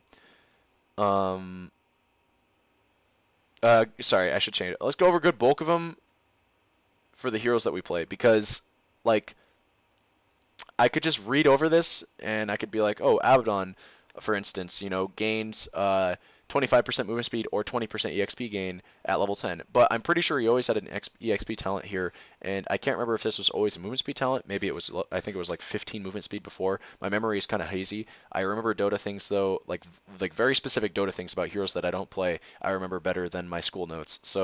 Um, so that's for better or for worse. But I don't remember it well enough to actually really care. So we'll go like we'll scroll down. See, A got changes. A as a hero got changed as well. So we'll read over this. Chilling Touch got a duration reduction at earlier levels, but it no longer reduces your allies' attack speed, which was like the biggest prohibiting factor. So Chilling Touch buff outright. The magic damage did get reduced a little bit, actually a significant amount. But it applies a 30% movement speed slow for 0.3 seconds, which does stack. I'd say overall these are AA buffs to Chilling Touch, which has always been one of the like weirdest and probably worst uh, abilities in the game. For I don't want to say it like that, but it's been an ability that for a very long period of time has been very hard to justify putting points into um, early on. And now I'd say it's a no-brainer. It's like it's strictly a buff for your team. It doesn't make them worse in any way, and it does good shit. So nice. Um, yeah, Arc Warden. I do play a little bit of Arc Warden, so we're gonna read these. The 25 attack speed talent or 5 armor, you get plus 2 seconds flux duration, which I think was a talent, or 350 HP, which is a lot of HP. No cooldown reduction talent. No wait, never mind. It's right there. Or attack range. And then 350 instead of 250 spark wraith damage. And then still 30% lifestealer. I think this is a buff to his talent tree overall. I know this is. This is a lot of damage for spark wraith. I think this is a nice talent choice as well. I like either 350 HP is a lot, or 2 seconds on flux is decent. It's just kind of unfortunate that flux kind of gets worse as the game goes on because more things can purge it, and it's easier to stand next to your allies. We got, this is interesting, attacks proc counter helix, so rolls helix chance on attacks. So you can't build full attack speed axe and dive in, attack like 4 times, and kill the entire enemy team. But you might be able to do that because you can at least try to roll, like it'll proc the chance to roll it, but it's not necessarily going to guarantee the roll anyways. And then also at level 10, he gets a 40 attack speed talent. So yeah, this is interesting. 100 Berserkers call AoE, so the AoE gets larger. This is interesting. Interesting axe changes. Bane can now attack Nightmare units without waking them. That's a huge buff. All of his cast points have been reduced. That's another good buff. That's good. Nightmare no longer does DPS. If you don't know, it used to do 20 damage per second on all ranks, and it was pure, which is cool. But because you can attack Nightmare units without waking them, I'd say overall this is a buff, not a nerf. And then plus 7.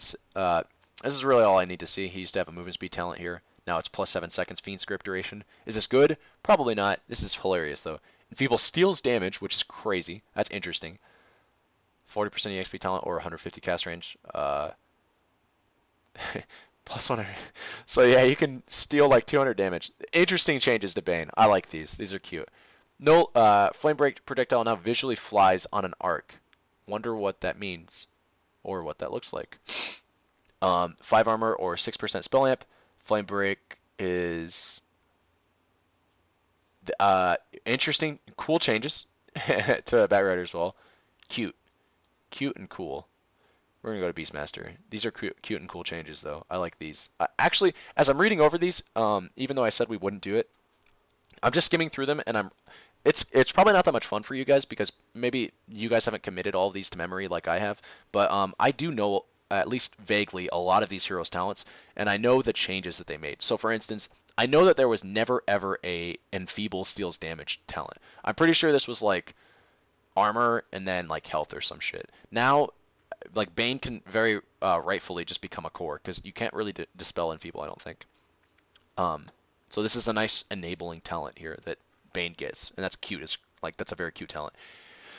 Batrider, for instance, like I actually thought Bat might get nerfed, and maybe he did, and I'm not understanding like Aeon Disc well enough or the other changes well enough, but like these are cool changes. Like buff to Spell Lamp talent, and I do think this is the superior choice to 5 armor. I do think Spell Lamp is the play here. 2 Flame Break burn duration, very good talent. Although 300 health at level 15 is a great talent as well. These are both great talents. They buffed Batrider's talents a lot. 50 movement speed is better than 35, which is what it was previously. 15% cooldown reduction is always nice, and that was there prior. This might actually be a choice though, because Batrider does benefit a lot from movement speed if he can actually um, guarantee that lasso stays on a target and not have to worry about them getting purged off, because you can run back to your team quicker.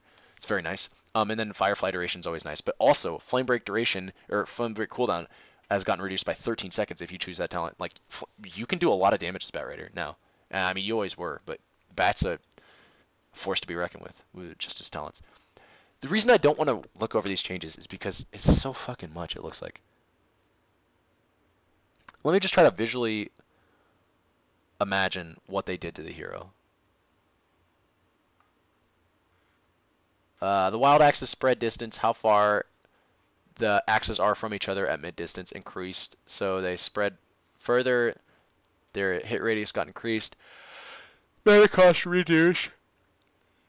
Damage reduced. Cooldown reduced. Places a stacking debuff on affected targets. Amplifies all damage the targets take by Beastmaster or his units for each X hit. It's cool. Primal Roadnet causes Beastmaster and all his units to gain 30% movement speed. Recall the Wild, it now has a single ability. Beast lasts 60 seconds. Cooldown 60. Mana cost. It scales up and it's pretty low. Level 1, you get a boar level 1. Level 2, you get a boar level 2. Okay, we old school again. Whoa, whoa, whoa. At level 3, you get the boar and the hawk. And then at level 4, you get boar, hawk, and a random neutral. That's weird. Not ancients, though, I don't think. Yeah, we'll select a random neutral from the following list. This is cute as shit. Alpha Wolf, a Hellbear Smasher, Satyr Tormentor, Centaur Conqueror, Dark Troll Summoner. Cute. And don't forget, these things all got their cast points and stuff buffed.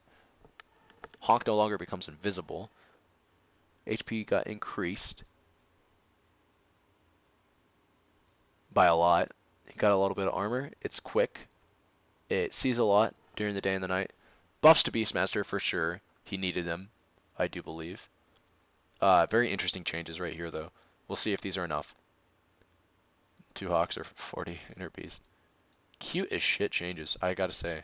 I do say so myself, main. Rupture cast range got reduced.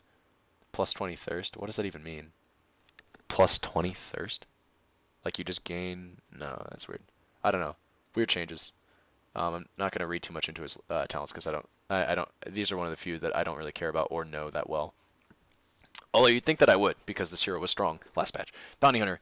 Track now, or can now be alt-clicked to alert your team to see how much gold the target has. This information is already available in the track debuff tooltip. Okay, so now you can just like let your team know, hey, this guy has this much gold. Previously you weren't able to do that. This was a very, I would not be surprised if Bounty Hunter spammers that have over 1,000 games didn't even know that track gives you a debuff, gives the enemy a debuff that lets you know how much gold they have. I think it's only unreliable. I could be wrong. But now you can know this information if you click it. This is cute, though. They're changing his talents a little bit. Still has the potential to be core with some of these talents, like the 50 attack speed and the 125% Genetic critical strike. But more likely than not, what you'll take is, I'd say this is actually a toss-up talent, because these talents are both pretty good. 350 HP at level 15 is a broken talent. It will always be a broken talent. Doesn't matter what hero. Broodmother has one. Now Bounty has one too. It's a crazy talent. It's way too much HP at level 15. It's insane. Shuriken toss damage is really great. And then this, check this out, 50% evasion, so UPA now, or 300 track gold, which affects both yourself and your allies. Crazy talent. I mean, not really. I'm probably overrating this talent. Team fights in the late game don't often just come down to gold swings as much as they do structure swings. But I will say, and also as a side note, Vel, don't you mean level, Kappa? As a side note though, like you just gain 300 gold if you kill somebody with track, like for your entire team. That's 1,500 gold that your entire team gets if they're in range. That's a crazy talent. I'm trying to think of like why this could be bad, but I don't know. I'm just coming up to really. Oh, dude, I'm reading ahead to the Brewmaster talents. I shouldn't be. I'm just gonna say this, okay? Think about how Puck has a 420 Blaze at gold talent, gold per minute as a talent at level 25, right? It's not the exact same thing, for sure. Definitely not the exact same thing, but it is significant that you can gain a crap ton of gold on heroes when you come into the late game. Like being able to finish up your items is a really big deal, and now Bounty Hunter can do it if he's winning fights. It's similar to how Puck can do it just constantly if he's hitting level 25. So Brew, we got health versus damage. This used to be mana regen. I actually like the mana regen talent, so kind of sad to see it go. But you get health instead, which is probably good. They moved the health talent. They used to have a health talent at it was a strength talent, so plus 20 strength talent at level 20. Now it's a plus 200, so half the health, but you get a level 10. Probably still a reasonable talent choice to consider between the two, and you can find the mana in other ways. I usually go Arcane Boots on Brew. Level 15, you get. I might actually start doing Mango because, or sorry, not Mango. I might start doing Soul Ring because of the strength talent or the strength buff to Soul Ring. Level 15, you get 3-second Thunderclap Slow or 20% MR. This is an outright buff to both talents. MR was good. This used to be a buff to the Thunderclap damage, but I think the slow was always good. It just came too late. Level 15 is early enough for this to not be an insignificant talent. And it's a very strong talent too, because Brewmaster Slow is a very powerful one. It's an AoE attack speed slow by 50. It's 50 attack speed on an AoE slow. That's crazy. And the movement speed slow is like 50% too. Brew's Q is like the best of any AoE slow in the game. It's better than Earthshock, which is it's called Thunderclap. It's like this. It's got the same name or Thunderclap or some I don't know. It's some weird thing like that. But it's better than Earthshock, which is Ursa's Q. Like Ursa has an AoE slow as well, but it doesn't apply an attack speed slow. It's better than I guess the actual Ursa Furbolg, the thing that has the ability called Thunderclap, which shares the same name, which is a smaller AoE. Of course, it's an unneutral creep, but it's a smaller AoE and it's less damage, and it is less slow for attack speed. I don't know. Ah, fuck, I'm reading ahead again. This is a good talent. This is a good talent. 100 attack speed or 1500 promo. These are both good talents, and it's available easier or earlier, which is good. This is crazy. 65-second primal split cooldown. That means you can pretty much run uptime of 100% on this talent. That's crazy. I love Brewmaster now just for this change. And then also 15% Drunken Brawler. This is not a terrible talent as well. Oftentimes, Brew becomes a late game core, like a true late game core. We're not just talking like oh yeah, it's the late game and I'm the offlaner, so I'm gonna have like a few items that allow me to add some extra crowd control to my initiation. I'm talking like oftentimes Brew just becomes an extra position 1 carry. Like you just run in, you have your free crit, you have your insane evasion, you walk in, you get your 100 attack speed, you just start smacking kids with a skull basher, you permanently bash them. It's crazy. And this complements these two. This talent and this talent complement that playstyle. This talent's crazy and this talent's crazy for a lot of reasons. I don't need to explain how having almost 100% uptime on Primal Split is crazy, right? Crazy talents. These are great. Brew, great hero now. I like him, and they did it all with talents. That's great. That's great that they did. I mean, I've always liked Brewmaster. If you don't know, I hit 6K, lost 6K, hit 6K again, lost 6K again. Pretty much have been having a back and forth with 6K. I'm currently not 6K, but one of the ways that I got my 6K more, it shows it, but it hasn't updated. One of the reasons that I got my 6K back was playing a lot of Brewmaster. I enjoy Brewmaster, and I think he's a really good hero. And my win rate on him is like 56%. I'm a pretty good Brew player, I would say. And I that's why I'm able to imply a lot about these changes, or infer a lot about these changes, because I do play the hero. I enjoy him a lot. These are good changes. I like these changes. Make his talent tree a lot more interesting. Anyways, Bristle, don't care because I care about the Broodmother. Spin Web no longer grants invisibility. Rip. Pathing buff is no longer removed when taking damage. Okay, buff.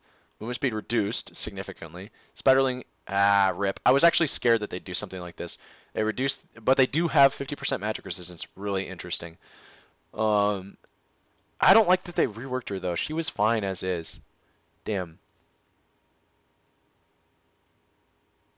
And they didn't make the big change, which was making it so that further away webs are what are broken, as opposed to the oldest. We've got. Let's just go point by point. So you're not invisible anymore as Broodmother, which is a big deal. That's huge. Like right then and there, I'd say that's a huge nerf. And if nothing else, I'd say that in and of itself is like a thematic change that I'm not a fan of. I don't like that they made that change. It just sucks. You can always free path though, and always movement speed move through. That's also huge though, and I'd say in a lot of ways, this trumps this. This is like a bigger and better change for Brood than it is to lose the invisibility, admittedly. Although you are one of the slowest heroes in the game, if not the slowest hero in the game off your webs. Important to note. These Spiderlings are now tanky as shit. I mean, these guys lost a little bit less or a little bit less than 50% of their HP, but gain 50% MR and 8 armor. Um, and then same thing with the spider. They call them Spider Light. It's the Spider Right. I don't even know why they like. How do you make this kind of spelling mistake? Anyways, they lost 75 HP, but they gained. So they lost again less than half their HP, but gained 50% MR and 8 armor. I'd say overall this is a buff to Spiderites. And I wonder, right? No, the spin web pathing slash speed buff is no longer removed when taking damage. I wonder if that applies to spiderlings as well as brood. Like, does that apply to brood and or spiders or just brood? I bet it's both. And if it is both, then brood is one of the most overpowered heroes in the game because she literally wins every lane no matter what with these changes, 100%. Later on, her spiders will die a lot easier to things that just don't care about um, these changes. And you might be like, well, what doesn't care about 50 MR and 8 armor? I'm talking about like Battle Fury. I'm talking about that kind of crap because you're gonna come in there with like your Ember Spirit. Although at that point in the game, does it really matter? I don't know. I'm calling it right now. Brood is overpowered as crap. I think. Spider's HP regen has been increased as well. They didn't even reduce the amount of HP regen that the spin web gives you. So Spider's just gaining HP way more over time. And then here's her talents now. Oh, they removed her EXP gain talent. Oh, no, they changed it. No, I don't like these changes to her talents.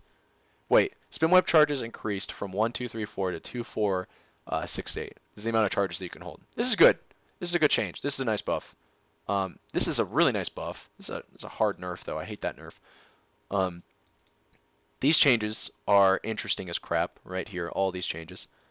And then this is a nerf to coincide with the fact that you literally always need to be on webs, no matter what, as Broodmother now. Which, I don't know, we'll see. Where's her... Oh, dude, she doesn't have a web talent anymore. She's a terrible hero. She doesn't have a max web talent. Is that okay, though? Can she do without it? Oh, dude, she's a terrible hero. I take it all back. Matches amount that you can place as a... Yeah, what the heck? Now you might be like, Wired, she doesn't need it because she can hold more webs. No, my friend. No, that's not how that works at all. Dude, you have to take the CDR talent now. 100%, right? You can't even dance around with this talent because like you just need to be able to move off your webs. So I'm calling it now, okay? You take two. They nerfed her talents a little bit, dude. I don't like this. They nerfed the shit out of her talents. This used to be like 70 attack speed, didn't it be? Yeah, it used to be like 70 attack speed. They reduced it a little bit. This is a definite rework, not just a buff. Some people are calling it. Some people, my friends, were so like, dude, you got it, man. Broodmother got birthed, dude. Got birthed. She got birthed, man. She got birthed, dude. Got birthed, dude. Brood got fucked. We're done. Okay, yeah. Some people are recognizing that it's Broodmother changes are interesting, don't you think? Spiders are so strong. Brood got fucked. We're done. I'm glad that some people don't just see this as a buff. Brood definitely got changed. I don't like a lot of these changes. And I don't like that they changed her. She was in a great spot. Whatever. We'll talk about this more later, I'm sure. Centaur War Runner, cool. Chaos Knight. Chen, here we go. Attack range got increased. Removed the teleportation ability. Holy Persuasion can now be cast on ally units to send them home, and on yourself to cast. Okay, so they just basically condensed the two abilities, which is a nerf, because you cannot use them as dual purpose, which sucks. So you can't go into a team fight and persuade a unit as well as send a hero home at the same time. That's a nerf. They also made it so that it costs more mana over time, which is also a nerf. Test of Faith can now target allies, healing for half of the damage values. Wait.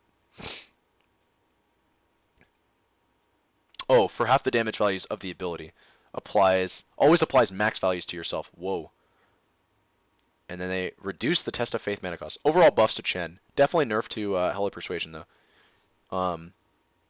Because it lost its dual purpose. He got an attack range buff, which was nice. But I'd say overall it was a buff to Chen. Because Holy Persuasion was typically an ability you'd enter a fight with you'd enter a fight with no intention of casting it for its dual purpose anyways. And if you ever needed to, you could just wait the cooldown of like 10 seconds because they buffed that recently. They made it a lesser cooldown. Overall, I'd say these are buffs to Chen for sure. I don't play too much Chen, but I do enjoy him a lot, being a StarCraft player. And I do play a decent amount of Chen. I was just experimenting with him yesterday because I was watching some Angela Bangela videos. If you know who that is, shout out. Yeah, I like these changes. And I'm not going to infer too much about his talents, although it looks like 400 Hand of God heal is a talent. That's crazy. I think these are good buffs to Chen. I know he had a shitty gold talent, which they buffed. Yeah, good buffs to Chen for sure. Clink's nerfs to be expected.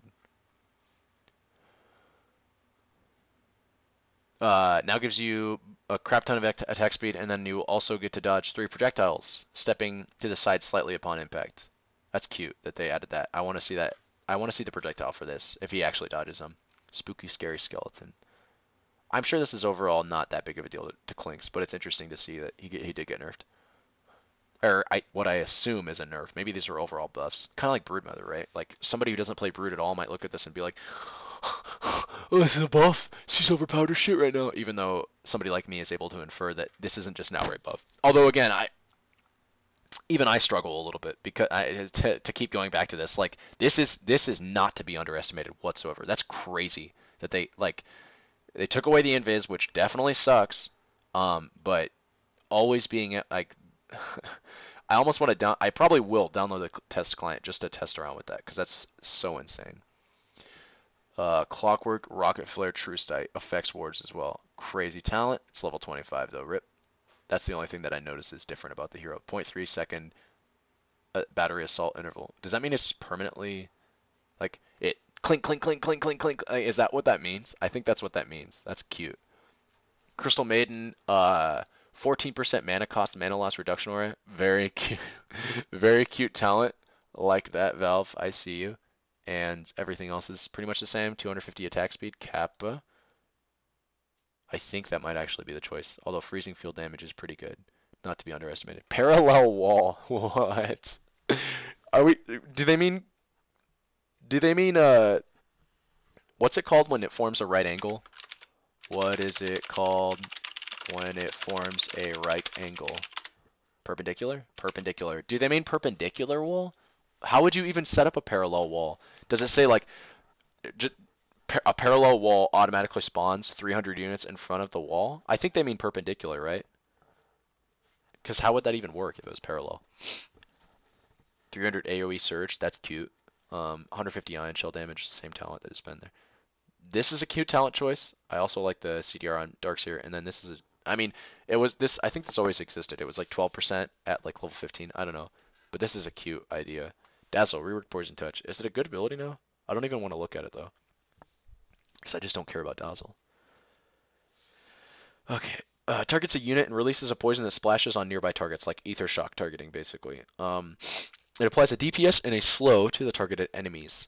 Anytime a poisoned target gets attacked, the debuff duration gets refreshed. Wow, that's pretty strong.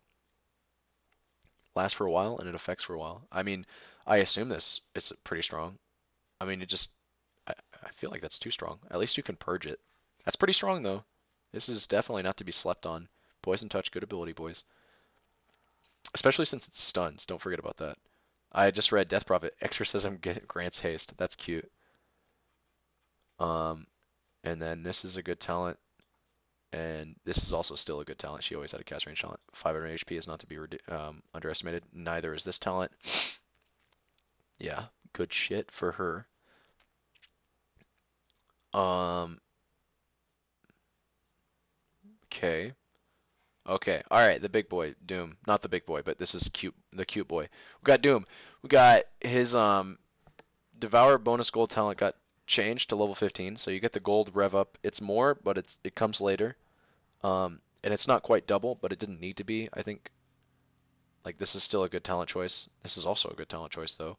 40 Doom TP. They left this talent choice was good. Both these talents are cool and have flavor and are cute. I do think that 40 Doom DPS is always the choice though. Never mind. They didn't really change Doom in such a meaningful way. They changed DK. Breathe Fire now reduces total attack damage and not just base, so a buff to it. It reduces all of your damage, not just your base damage. So you can't just build like a Daedalus and be like, haha, I don't care about Breathe Fire. The reduction got reduced a little bit, probably to compensate. Cast point got increased a little bit, so you actually have to think about aiming it. And the distance got increased a little bit. So it requires a little bit of skill, not too much. But it's a better ability, probably, more overall, especially scaling into late game. think everything is par for the course on DK, except he gets a fucking. Did he always have a 40 strength talent? Like, did he always just get plus 40 damage, plus 800 HP, and then now, like, some status resistance? That's crazy. That's a good talent. And then also, almost 2 seconds stun duration on Dragon Tail is pretty good too, especially if it wasn't disjointable. Drow gets a 50% CDR talent. Sucky thing is, it's on Drow, so you gotta build some active items to make this useful. Otherwise, it's really just helping your Gust and your Precision aura. Um, but that's like the most CDR we've ever seen. And I did actually, in fact, expect this to be on a hero that it didn't matter. But I was fully expecting Valve to just be like, hey, here's some random insane stat that would be overpowered on most heroes, but isn't overpowered on specifically just you. Just like 40 Agi on Nyx Assassin, right? Or Spirit. So 40 damage talent, pretty crazy. In case any of you are curious, I used to play Spirit. I still do play him occasionally. I enjoy the hero, and I'm glad that they made his changes. The changes that they've made to Spirit are overall probably beneficial, probably good ones. I don't like that the GPM talent is on the same talent as the Spell Amp talent, because both these talents are good. Choosing between them kind of sucks. I'd like to see, I'd like to see this talent be on the level 15 talent, but that'd probably be too crazy. But I will say, plus 40 damage, probably a good talent to take. Although I don't know, it's hard to say. I think you will take plus 40 damage though, because hitting him twice, that's 80 damage is pretty good. You can usually land 2 attacks on a target with Earth Spirit. Um, this talent, seeing this get moved down to level 15 as opposed to level 20 is pretty good. This is actually a farming talent. I do think sometimes, if not most times, you take this talent to clear ways. And this is a good talent choice, pretty much whatever you take. This is a good talent choice, especially, I think, personally, I think this is a good talent choice for sure. 3.25 seconds stun that could be AoE. Good talent choice. Might start playing some Earth Spirit boys. Might pick my Earth Spirit pants back up. Initial damage removed off Echo Slam. The damage of the actual echoes themselves has been increased though to compensate. And it bounces twice off of non-illusion heroes. So you have to actually like hit, a lot of heroes with Echo Slam. Like you can't just run in and use Echo Slam just for the stun because it's not going to do any damage. I mean you still can, but it's not going to do any damage. Gotta actually hit echoes with it. I'm pretty happy about that. Other than that, I don't really care about his talents, except for a 50% MR talent. Lol, Valve.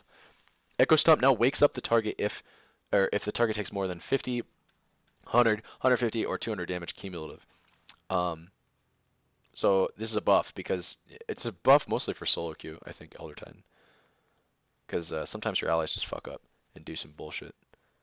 Or build like, or they're like me and they build Radiance with an Elder Titan and they're like, hey, what the heck?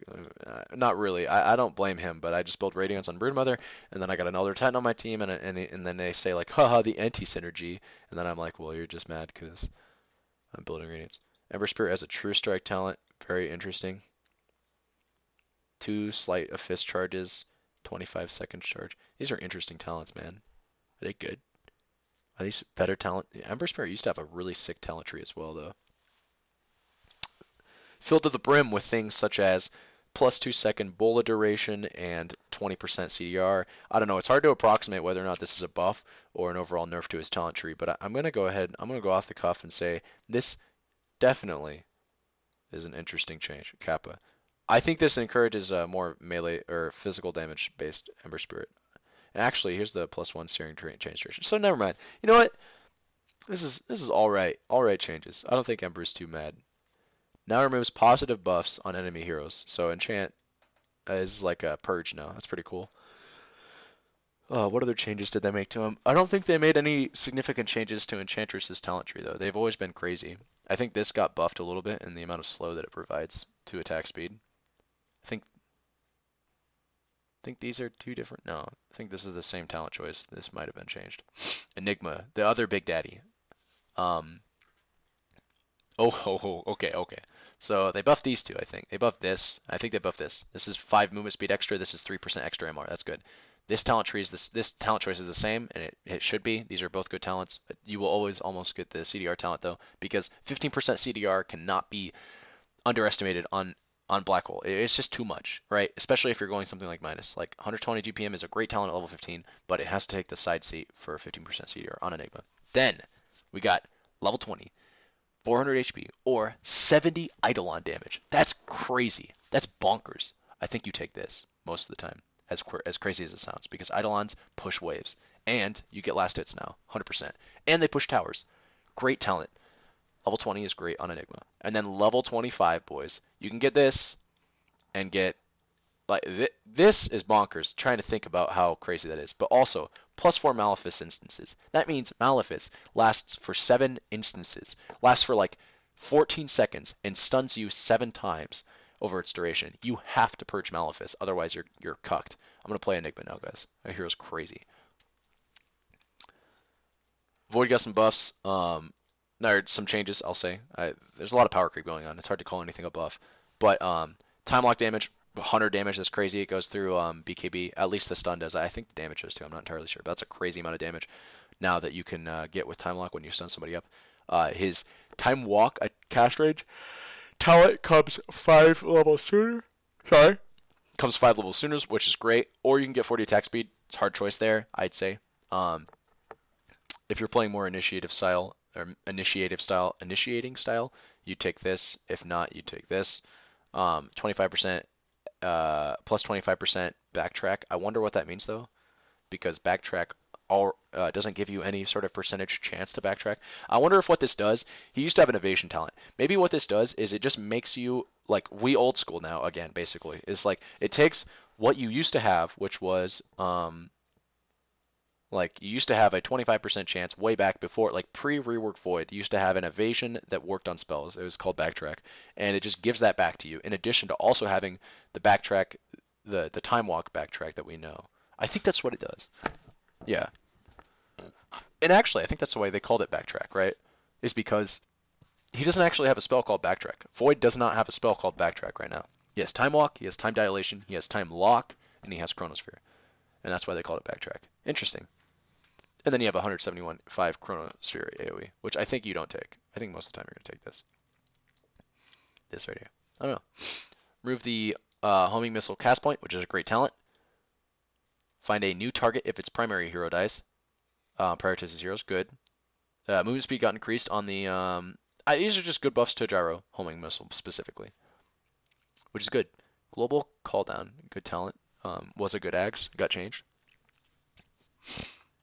3 fly cannon. These are good talent changes that they made to fucking Gyro too. Gyro good hero now? Question mark. We got Huskar got 20. I think he always had a damage talent maybe at that rank. I can't remember. Or health. More burning spears DPS. I don't care. I don't care about Huskar. Sorry. But here we go. Here we go. Here we go. We got level 10 chaos meter damage. So that increases your what's it calls it? Increases your burst, or you can get more crowd control with tornadoes. These are the kind of talents, by the way, these are the kinds of talents that Invoker should have. Okay, he should have these cool and interesting talents. Sorry, I'm reading ahead to Cataclysm, but I should not. We've got increased cold snap duration, or an extra forge spirit. Both are good talents. Bonus alacrity damage or speed, which is a boring talent because they want you to take Cataclysm, which is launched when a Sunstrike is double tapped. When you just like double click it on yourself, basically like self cast. If you try to self cast your your Sunstrike, what it will do instead is it puts it on a 90-second cooldown, but it creates 2 visible Sunstrikes within 175 to 250 range of each enemy hero. That's nuts. Nuts talent. Nuts talent.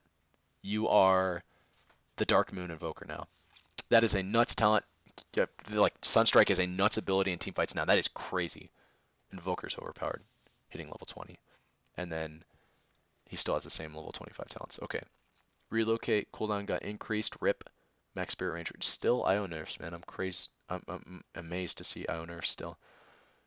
Does he have a mana regen talent still? Dude, I don't like these new talents either. Max range on spirits got buffed, or you can get damage. I guess carry IO. Tether grants scepter bonus. That's what? Whoa. Okay, maybe not IO nerfs, but I mean these are very clearly IO nerfs, but you can just give somebody a scepter at level 15 now as IO if you tether them. That's crazy. Plus 90 spirits damage. This is also, as a side note, like gonna create some crazy duo Q scenarios. Attack tethered allies. Wait, attack tethered allies target automatically attacks every time your ally attacks. Huh? Like, okay, so if you tether somebody and then they attack, it just sends out a free IO attack. Is that what happens? That'd be kind of cool. and it probably prioritizes the hero that they're attacking. That's a cute talent, but this is also a good talent too. And then 50 health regen instead of the 10 that was there, or tether stuns, which is, I mean, these are both good talents. I think 50 health regen is probably better though, more consistent. Jakiro buffs, I think across the board, they didn't change too many of his talents. They changed this one, I know. They changed this one a little bit. Less attack range, I think. It's okay though. Jakiro's a good hero, and he still lives on.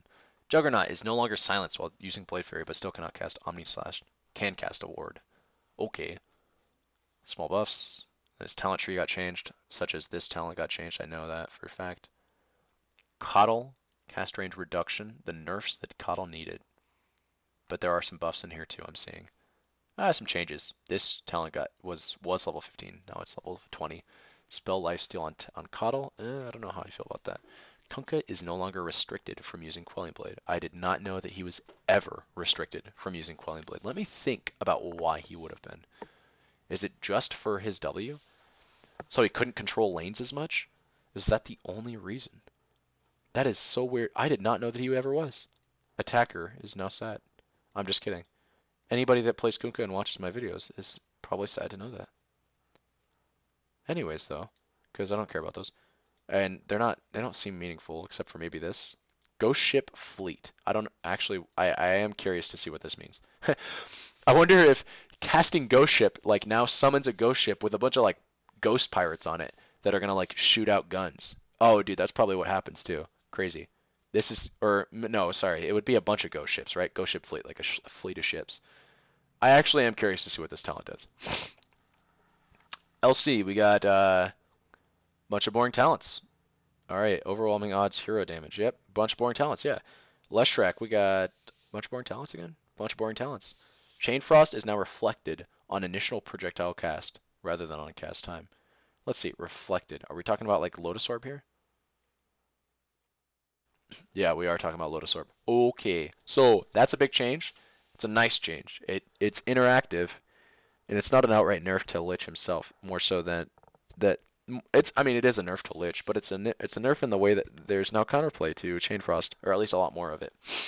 You can't just Chain Frost somebody willy-nilly because the Chain Frost projectile speed is very slow, and the enemy will have the time needed to react and be like, hey, here's a Chain Frost right back at you. Also, Chain Frost reminds me a lot of Spirit Bomb, and now you can play DBZ and act like you're fucking Kid Buu, and he's Goku, and Lich is throwing a Spirit Bomb at you, and you're just like pushing it right on back at him, you know?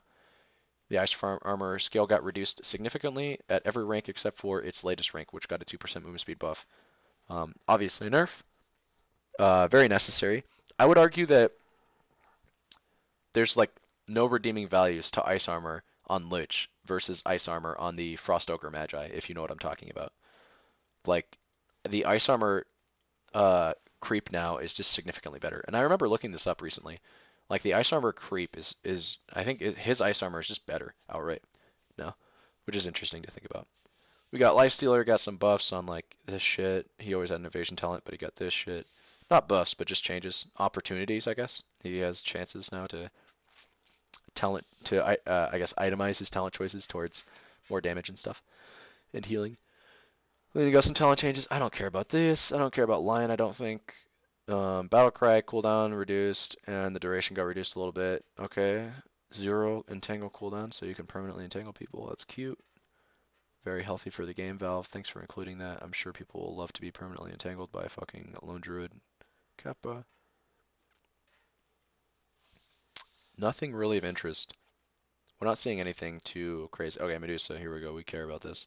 Stone Gaze no longer continues to affect targets after they turn away from Medusa. Good.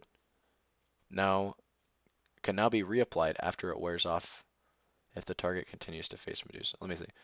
Timer on facing direction is reset after a stone debuff is over. Okay, so if you get stoned and then you continue to look at her because it must still be going, I guess. How long does it last again? Like 8 seconds? Anyways. Oh, especially like this right here. This isn't the stun duration. This is the duration of the ability itself. So you get this talent and you pop Stone Gaze, and people are looking at you, they get turned to stone, then they look at you again, you get turned stone again because it lasts for like 10 fucking years. Yeah, okay. Split shot is now a passive. The projectiles are rescaled from 1, 2, 3, 4 to 3. So you only ever get 3. So now that +1, where is it? Oh, +7. Okay, never mind. Let's not spoil too much. There was a +1 arrow talent, but now, anyways, it was looking more appealing. Now it's +7. But anyways, rescaled from -20% damage to -65, scaling all the way up to -20%. No longer reduces damage for the primary target though. So the only people that are getting their damage reduced from split shot is just the other targets. Range now uses your attack range plus 100 rather than a fixed 700. So, okay. Does not fire when attacking allied units. Okay. Buffs, I think. Yeah, buffs, right? Okay. Starting off, you get Gucci main talent choice, I think. Another Gucci main talent choice. These are both interesting and unique talents that are very like good on a hero like Medusa. 800 mana is crazy, but then also this, as we just saw here, is a good ability as well. Hard talent choice, honestly, because both these talents are amazing. Um, +7 split shot targets. Crazy as it sounds, I think that's pale in comparison to abilities like split shot using modifiers. They all proc stuff like Scott. This is so unprofessionally written. They all proc stuff like Scotty. That's something that like if I was making the changes, I'd just be like, yo man, by the way, just so people know, I should put in they all proc stuff like Scotty. Like Mr. Toad, dude. Anyways, Meepo, buffs, right? Yeah, buffs. I think buffs. Buffs to his talents. Good talent buffs, and then I think good talent buffs. Yeah. Yeah, for sure. These are buffs to his talents. People got buff talents. But again, it's hard to call anything an outright buff because it's power creep. Reworked Leap. It has 3 charges. Crazy, because Leap used to have an insane cooldown. And I mean, it still does, but at least it works on charges now. So you can stack them up and not have to worry about leaping once and then being done. I think overall this is a buff to Mirana. Grants you movement speed and attack speed for 2 seconds as opposed to its previous duration. So want to save up leap charges, use them in team fights mostly for utility of moving around, but then also being able to buff up your team, especially if, yeah, that leap attack speed talent is still in the game, and it's at level 15 instead of 25. That's crazy. That's insane, dude. She also gets like a diffusal for free, or 12% spell amp. Both good talent choices for clearing creep boys. Monkey King, base damage reduction by 3, another nerf needed, though. Monkey King is a very strong hero. Monkey King no longer destroys trees he's standing on during Scepter Stampede, which is a good change for consistency, but they also reduced Jingo Mastery bonus damage at early ranks. His talents, though, pretty interesting ones. You get bonus vision, if you'd like, from standing on trees, which is a good talent, I'm sure, I think. So is attack speed, though. Tree damage cast range. Sorry, plus 300 tree damage cast range. Also an interesting talent. Very, very interesting talents. I think I like these kinds of talents. These are kind of like nice quality of life slash utility talents, but they're very interesting. Morphling.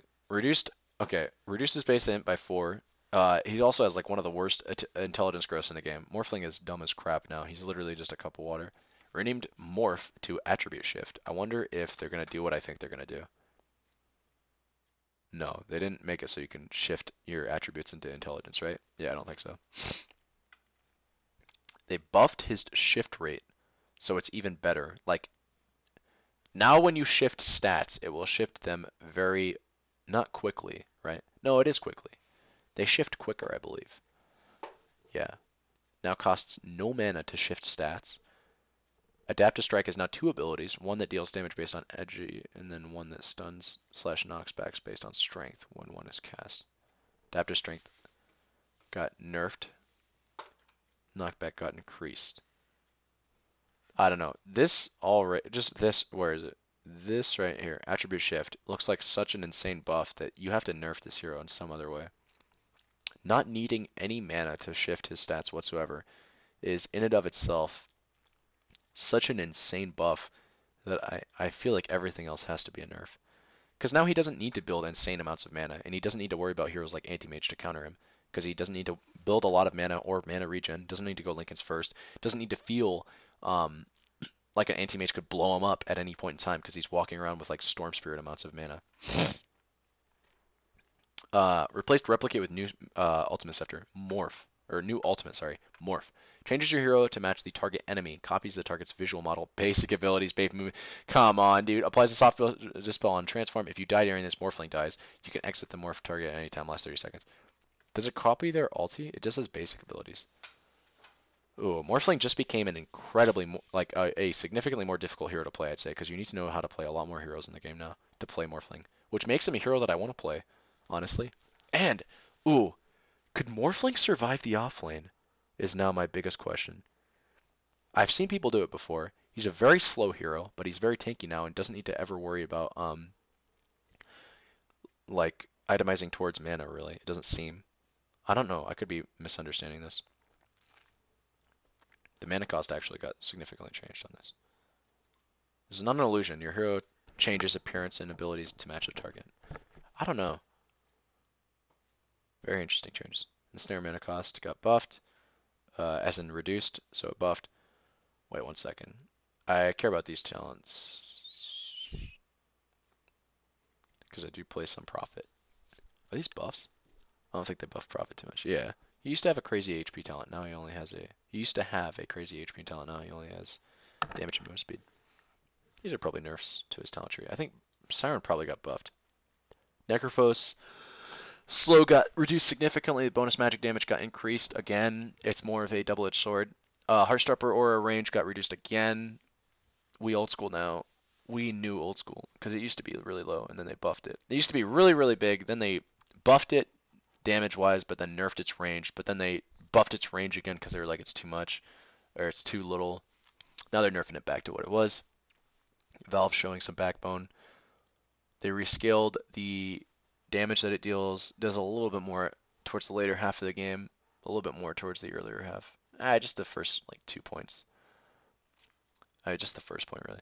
Reaper's Scythe cooldown got increased again. The mana cost got increased. Okay, nice. These are good nerfs that Necrophos needed. Glad to see him. Daytime vision got reduced significantly. This is good. I like to see this. Fuck yes. More of these kinds of changes, please. Very cute change. I'm sure Night Stalker players hate saying this, but this is what needs to be in the game. Now Batrider is not the like lowest net vision hero in the game, right?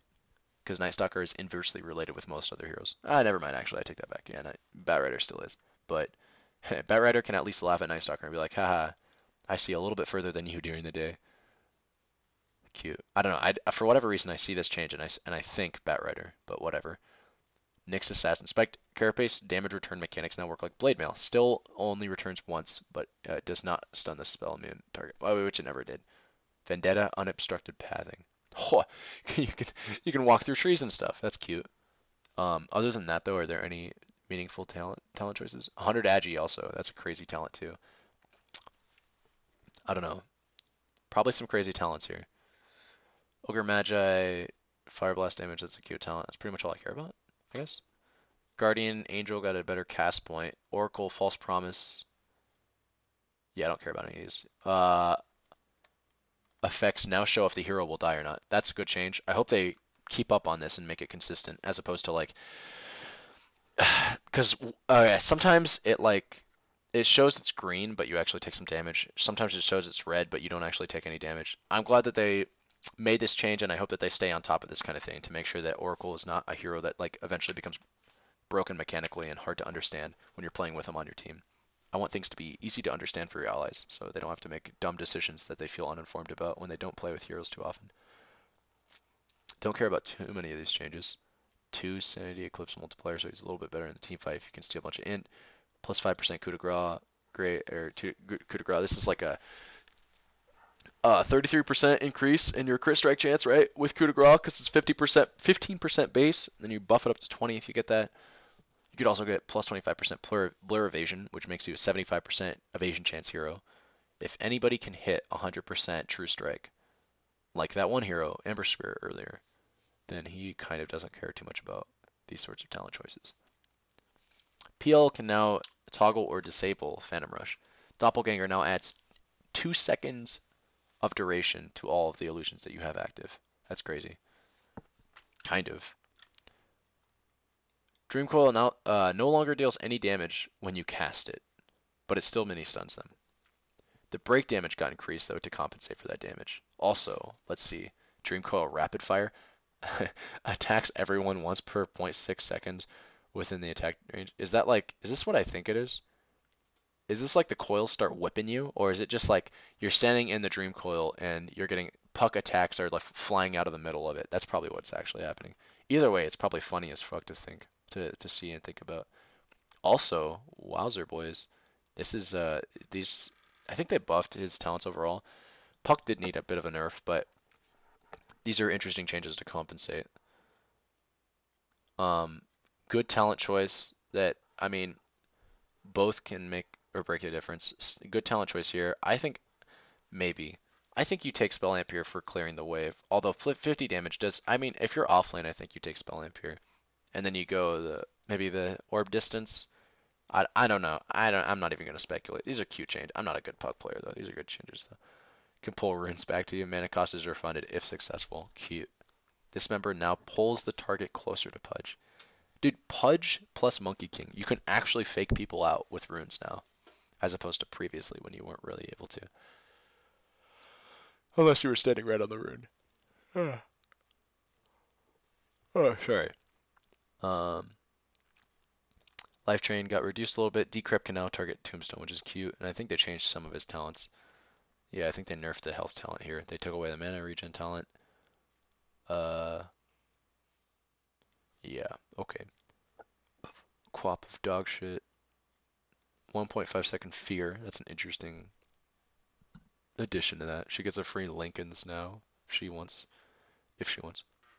Razor got another 5 movement speed reduced. You gotta remember every Agi hero in the game got 5 movement speed clocked off of them. I think that's how that works. So does that mean Broodmother's actually 265 movement speed? Because that would make her even slower than Techies, and that would make her the slowest hero in the game. Um, they reworked Unstable Current to give a movement speed bonus like it used to, and then every 5 seconds a random enemy hero within 350 AoE will be shocked and will take a bunch of damage and get purged. Just randomly. Huh. It doesn't even prioritize heroes. Well, okay then. I mean that makes sense. Like it's more in line with the ability's name, I guess. And it's probably a good change overall, but if it doesn't prioritize heroes, then you're gonna run into an issue of inconsistency, which is not good. Rookie got base movement speed reduction. Every unit inside smokescreen has no vision. That's crazy. Backstab damage can now be used in procs like critical strike and cleave. Used to also affect diffusal, important to note. Backstab damage got reduced a little bit. Okay. Probably overall buffs to Ricky, especially, I don't know, that's crazy, man. Rubik, Nullfield can now be toggled between defensive and offensive forms. Offensive form reduces enemy magic. Okay, interesting. And I was gonna say, I got an AoE increase to make it actually, like, kind of do that. This is good. This is good shit. Good, cute shit. 25% spell amp for stolen spell. I was gonna say, dude, that's cute that they added that in there. That's crazy and cute. Man. Rubik boys, that's a cute change. Is it the change he needs to be played as a core now? Probably not. But these are some cute changes. I like that change to Nullfield boys. Sand King, nothing too interesting or noteworthy here.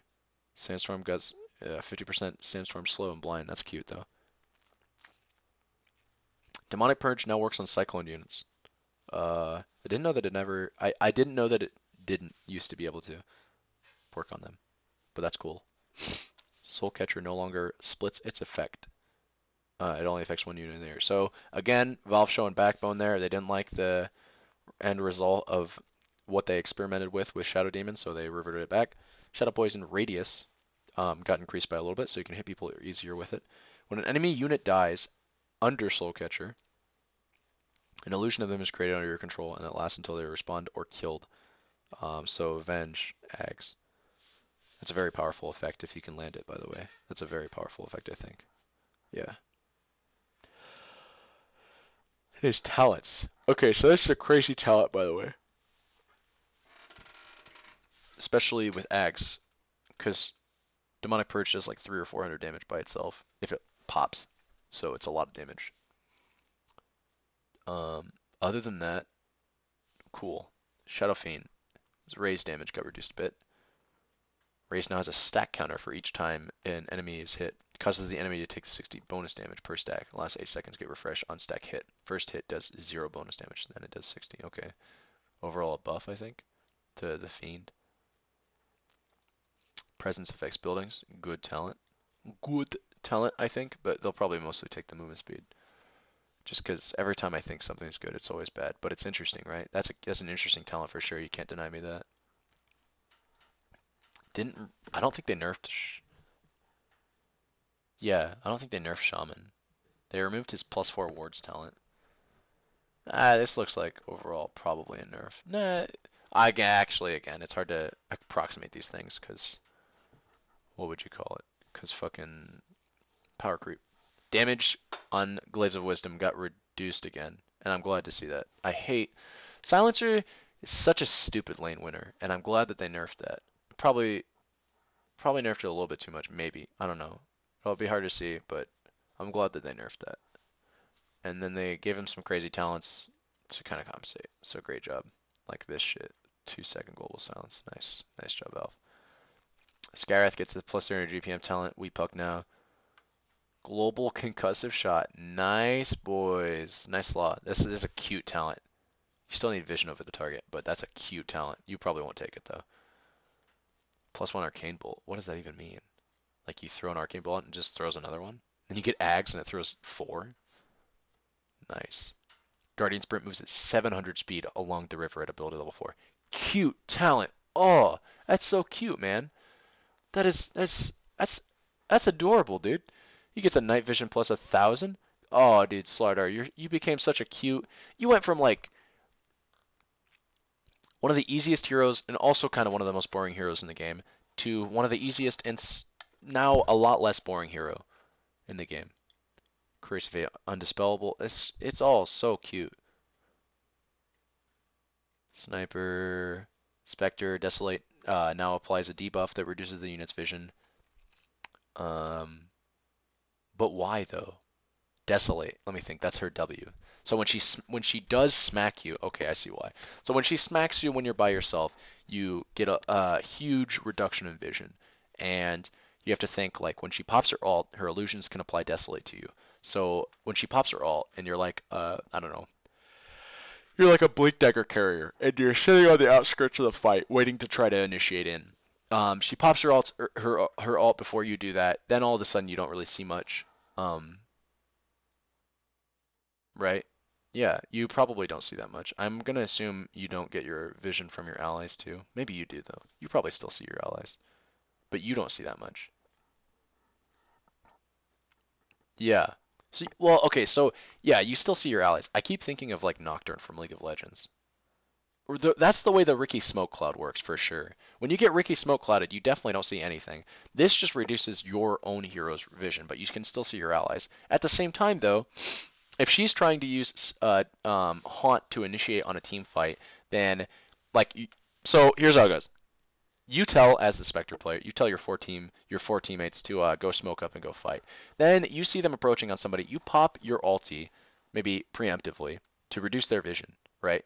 Um, and then your team can kind of initiate with some grace there. I mean, if they're smoked, they already don't care because they can't see them anyways. But I don't know. Actually, maybe you don't use it that way because when you pop Haunt, that's like a tall tale sign that you're about to fight. Anyways, Spiritbreaker charge no longer goes on to cooldown when you die. Okay. Uh, it's a very small buff to like early game shenanigans when Spiritbreaker pops his Q and then I guess dies. Because especially with like the new death timer thing, death timer is very low in the early game. In the early feud levels. Spiritbreaker base HP regen got reduced by 1, which is good to see. Bash got rescaled a tad bit more at max rank, but every other rank it sucks comparatively. Has a night vision talent of his own, which is cute. It's not as much though, but it comes a lot sooner. Yeah, I think overall these are probably buffs to his talents. I don't know. Kind of glad to see this talent or this nerf though. More Spiritbreaker nerfs. I just don't want to see that hero anymore. That's the real thing. Auto Remnant per 500 ball lightning. That's cute. But I think you take Overload here. These are probably buffs to Storm overall, right? Still has a mana regen talent. I don't think it's 3 anymore, right? Didn't it used to be 3? I could be wrong. Interesting changes though. Storm does have some burst element to him as well. Like when he goes in, especially before heroes get their BKB, he zaps on you. You take some damage. You take some right click damage. Then he pulls you, right clicks you. Then he pops his remnant, right clicks you. It's a bunch of burst damage, and increasing that burst by giving him a talent like this does help him out. Gives him more solo kill potential for when he wants to just jump on you and burst you down and get a Bloodstone charge for free. Plus 40 strength for God strength. That's pretty crazy. Stormhammer dispels enemies. Interesting. Dispels, but it doesn't say it purges them. So I assume what that means is it doesn't apply a slow as well. It only dispels their buffs.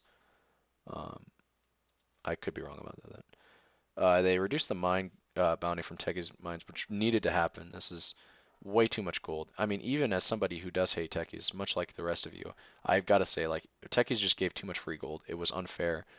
Playing against a techies player really did feel like you were playing against a handicapped enemy team because it was just so easy for that hero to fuck up and screw your team up. 251 bonus damage. Did this used to give 250 and they changed it to 1 just to meme on everybody? Um, the damage got increased, by the way, at all ranks. So yeah, very good buffs to techies. This maybe not necessarily. I mean, I view this as a buff, obviously, but probably more like a change that just needed to happen, in addition to obviously just being a buff. But this is a nice buff as well. And then the talent. I don't even think I need to go over these how these were buffs, right? I I don't really. Wait, plus 25 mines move speed? You can move your mines now. What the fuck? Very slowly, but you can. That's interesting as well. But it's very slow. Very slow. Probably not good. Probably not necessary. Probably all your mines, though, can be moved. Interesting change. I'll say that. BA. Psionic traps now deal a bit of damage when they're fully charged, dealt over the duration of the debuff rather than instantly. Okay. Psyblade's spill paralyzes for 1 second. That's cute. So only if you hit somebody and the Psyblade part of him hits it, it like paralyzes them for a bit. I guess they're calling it paralyzation. And then you still get the 4 refraction instant. Refraction dispels, which is also good. Nice little buff, or nice little what would you call it? Like a Yules to yourself or something like that. Like a nice little purge on yourself that you can apply. Plus 200 spike psionic trap damage. I don't know. I don't know why they added this, but I guess PA gets a little bit of damage now when she pops that shit. These changes to TB. Ravage AoE increased by a lot. 225 free AoE on Ravage. That's crazy. And then the speed got reduced. Okay, to kind of compensate, I assume. Um,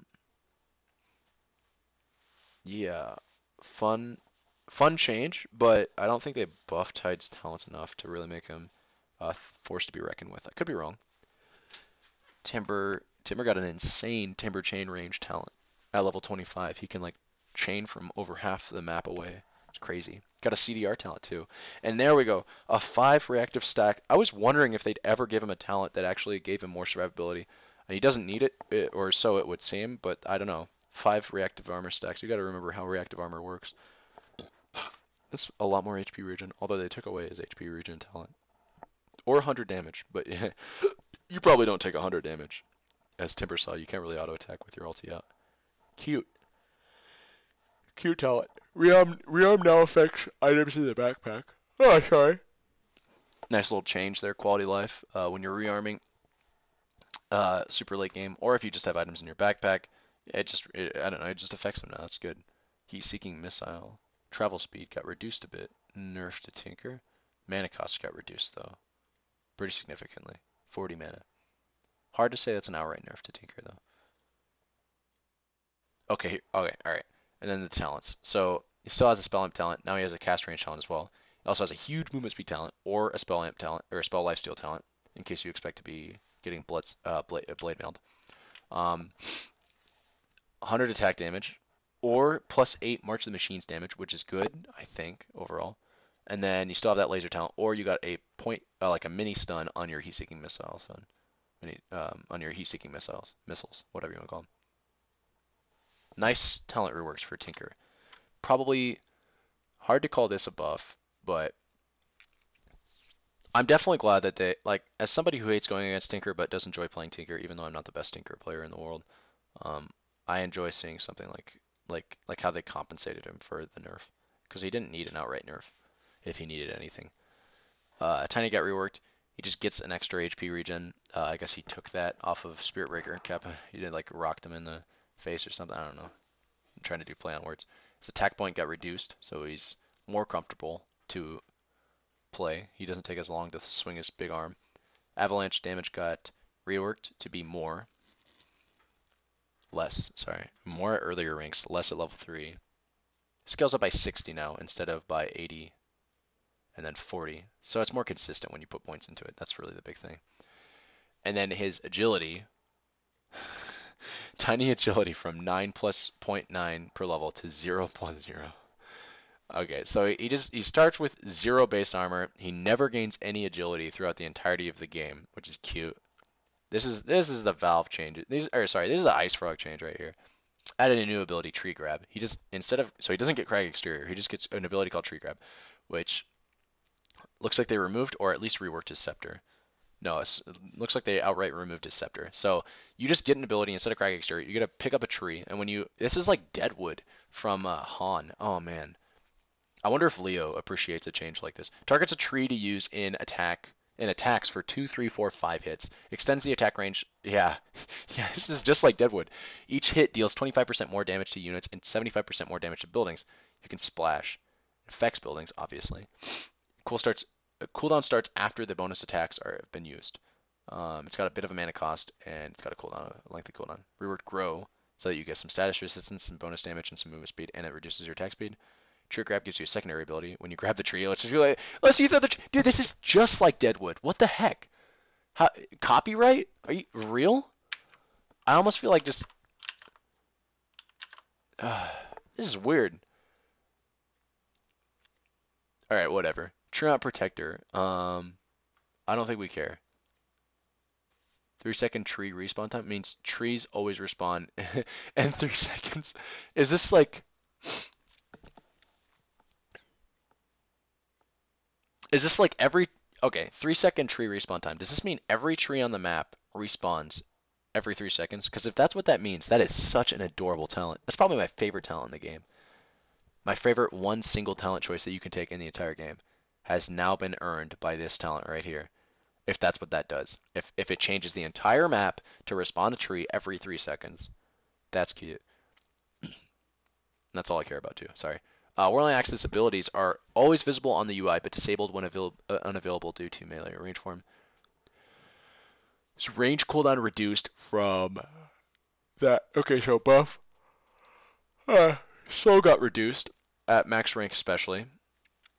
Slow amount got increased a little bit. The melee cooldown got reduced, and the blind duration got rescaled, pretty much just reduced to 5 seconds. Okay. More active style of troll, I'd say. I don't know. Battle Trance dispels affects allies as well. So at level 25, you can purge your entire team. Other than that, he got some evasion. I think he gained an evasion talent, and I think that's it, right? Yeah, I want to say Tusk still has that ridiculous 40% EXP gain talent. Has a 350 health talent now available to him at level 15. Incredibly broken talent, as I've said before. Gains snowball speed or crit, and then here we go. He just gains a flat chance to throw Walrus Punch, which probably isn't broken because it's very low percentile. And then he also gains, or he gains instead, is what I should have been saying, a -6 second Ice Shards cooldown, which is cute. You can play with this, play around with the battlefield a lot more. Underlord, I don't like these talents. They're bad. Except for this. This is kind of cute. I wonder how much damage. So it's percent HP based. So 25% Firestorm building of damage. I mean, that's a very low amount of damage. And I think buildings also have magic resistance, right? This probably isn't that big of a deal. But it looks like it is. Tombstone duration rescaled. Okay, so going into this, Undying needs buffs. Okay, they made it so, like Tombstone just always lasts a very long period of time. It always gives you an insane battlefield to fight with.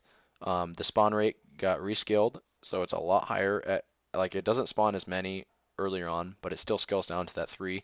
Um, that like once every 3 seconds it spawns. Although if you put points into it early, you're kind of negating these buffs right here, just as a side note. Cooldown got rescaled from 70 to scaling down. Reduce the zombie's collision size so you don't get cockblocked by him as much. The mana cost on DK got reduced, and the damage got changed from 20, 60, 100 to 140 to 20, 50. So it just reduced at all levels. And then any talents that we should be aware of? Gains reincarnation, 200 cooldown. So literally becomes undying at level 25, kind of. But other than that, oh, that's cute. So he's got a warlock talent, kind of, Tombstone on Death, which is, I think that's a good talent. Compared to this, yeah, I'd say this is probably a good talent. +3 Tombstone attacks, or damage on your zombies, cast ranger, health cooldown, or health regen, sorry.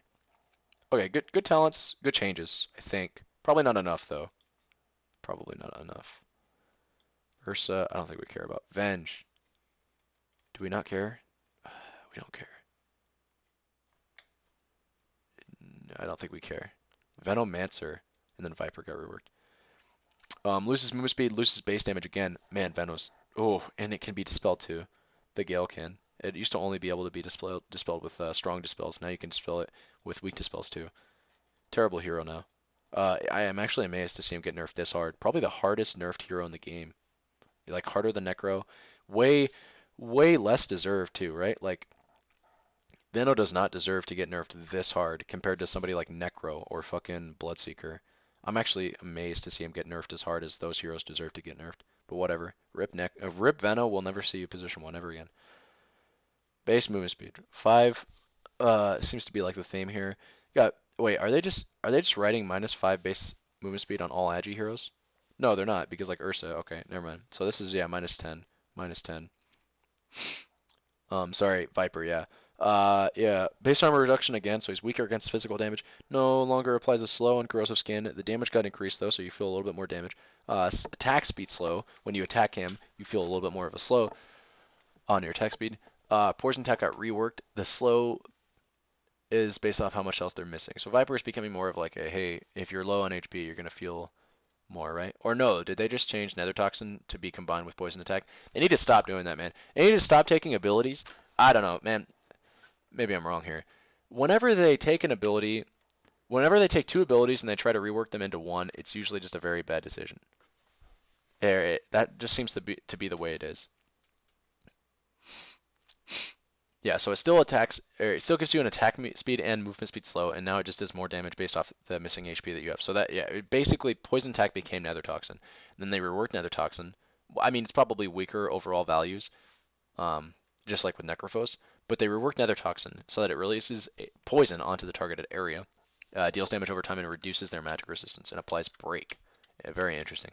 See, Viper was a very, I don't think Viper was a weak hero last patch. I think he was probably a little bit too strong, actually. A lot of people in the pub scene were abusing him, becoming like this unstoppable mid to late game carry with his like 20 armor talent. Although it seems like he doesn't have that anymore, which is probably for the better. But yeah, he would become a monster towards the later half of the game, which is weird to say because Viper was never a good farming hero, and he was never a hero that scaled particularly well. He was typically perceived as a lane dominator that translated that into a mid-game victory with mechanism, if you could believe it. You know, people built mech on Viper and just tried to push and win the game.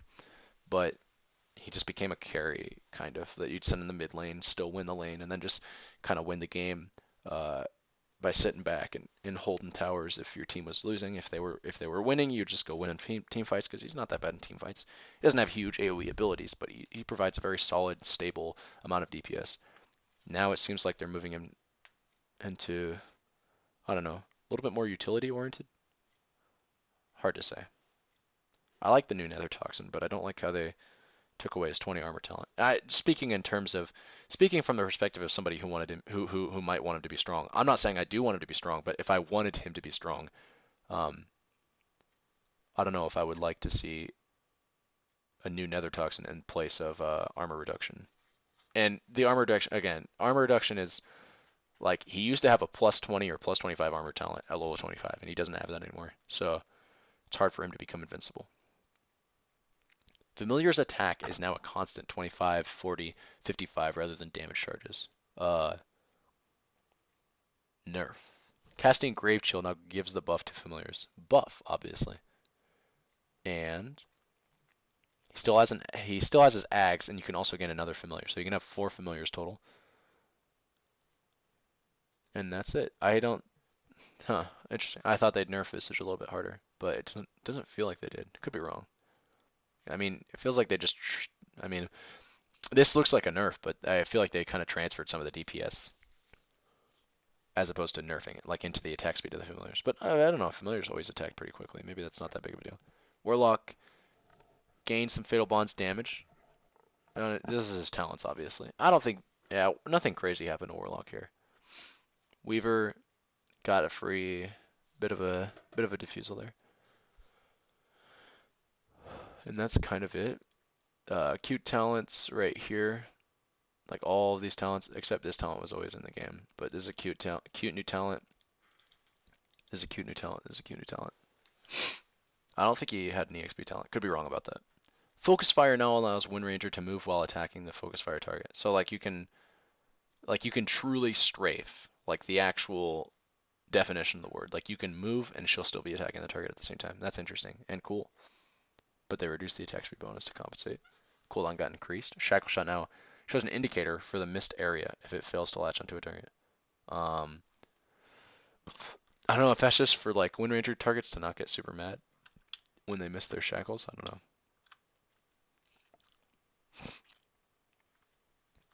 know. Very cute talent right here on the Winter Wyvern. And then I think that's it. Yeah. Wow. We got Witch Doctor. The Death Ward now attacks the enemy hero nearest to the ward on creation. Okay.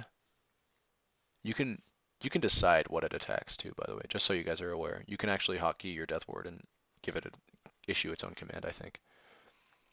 We got fuck. Okay, we got Wraith King. He gets an ability. First they reduce the strength gain. Then Mortal Strike. Hero Chance got rescaled, so it went from I think it's still a crit strike, but yeah, okay. So it is now a lower percentile chance that scales up to its previous 15%. That gives you the same 300% crit at all points in the game, as opposed to needing to put points into it. So now it's like like you're even worse than Chaos Knight, like RNG wise. It's crazy damage, but it's very low chance to happen. Versus creeps, you gain a chance to kill a non-player, non-ancient creep in one hit and gain a charge counter. You can cast Mortal Strike to summon skeletons equal to the number of charges you have. They're not bound to you, and they will auto attack targets they find. They wanted to make sure that Wraith King was still an easy hero to play. Kappa. Activation requires some mana and has a 50-second cooldown. The skeletons have way more damage than actual skeletons in the game do. Way more movement speed, more health, and attack rate. And they actually do give more gold. Once per 0.25 seconds, first is immediate. So it kind of summons them somewhat over time. Note, if you have Vampiric, you lifesteal as if your attack dealt enough damage to kill the creep. Crazy. And also Vampiric probably applies to your skeletons too, I'd imagine. Yeah, and then when you cast Hellfire Blast, it'll order all your skeletons to attack the target. Very cute change. I like it. I also like that you can't micro the skeletons. Not I don't actually like that, but I like that they made that in there, I think, just to keep Wraith King to be an easy hero. This is a lot better, I think, than when Mortal Strike used to steal current HP way back. Then I was about to say we old school because I saw that they were changing Mortal Strike again, and I was like, they're just changing it like they did before, back when he was actually called Skeleton King. Actually, I like how they're skeletons and they're not wraiths. What the heck, Valve? You're just like asking for a lawsuit. And then what do we got? We got no skeleton? Yeah, we got a skeleton attack damage talent, more max skeletons, Vampiric or Lifesteal, Wraith Fire Blast. You don't get. Oh yeah, I was gonna say you don't get this talent again, but yeah, I guess you do get that talent as a choice still. Okay, cool changes to Wraith King. And then Zeus, we don't care. Okay, I think that's it. I think that's all we care about.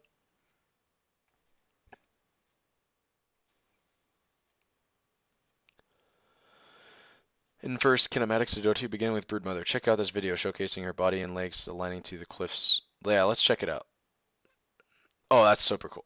Oh, that's so cool. That in and of itself makes me want to play more Brood. I want to see her crawl up the wall again. Crawl on the side of it. I want to see her crawl on the side of the wall. One more time, Valve.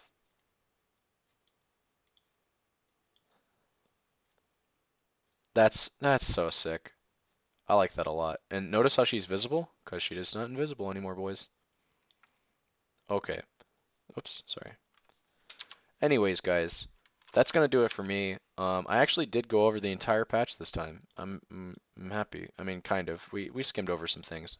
Kind of tempted to like open the restream.io chat and see what you guys are saying, but I think we'll leave it at that, and maybe I'll just go answer some questions later. Um, yeah, though, that's 7.07 in a nutshell, I suppose. Pretty prolonged nutshell. Fuck, I can't go back to the update. But whatever. Here it is. It'll certainly shake up the game. I completely forgot that they're actually adding two new heroes too, so I'm very much looking forward to that. And yeah, nice. The videos are actually uploading now. Maybe we'll check through them. Why is it super laggy? I need to restart my computer, I think. That's like a for sure. Maybe it's still uploading the page. I don't know. But yeah, I'll be very interested to see how much it shakes up the game. She has 5 abilities. Oh man, I really want to see what these do, but we'll check them out later. Yeah, though.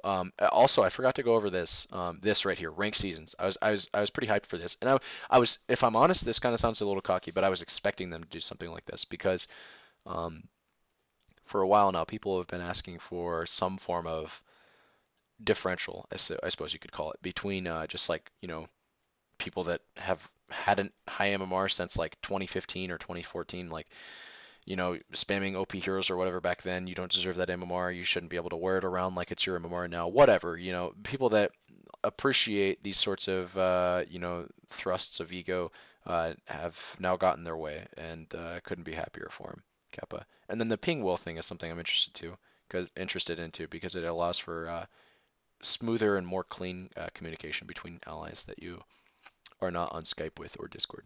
But yeah, overall, some good changes. I'm very glad to see a lot of these. If it sounds like I was bitching earlier about some of the changes, like even with like Broodmother, but also what else?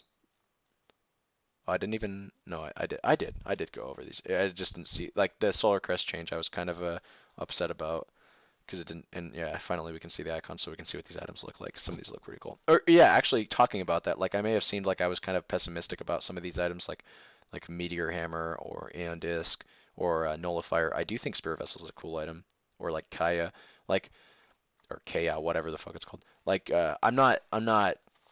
Overall, my interpretation of this patch is pretty positive. I'd say I'm pretty stoked for this patch to come out. I'm pretty stoked for this patch to come out. So we'll definitely, our opinion will shift and morph as we play it here coming up in 2 days. But for now, I'm pretty stoked to see what happens. And yeah, I hope you guys are there watching along with me, along for the ride, so to speak. I'll probably stream a little bit on Wednesday.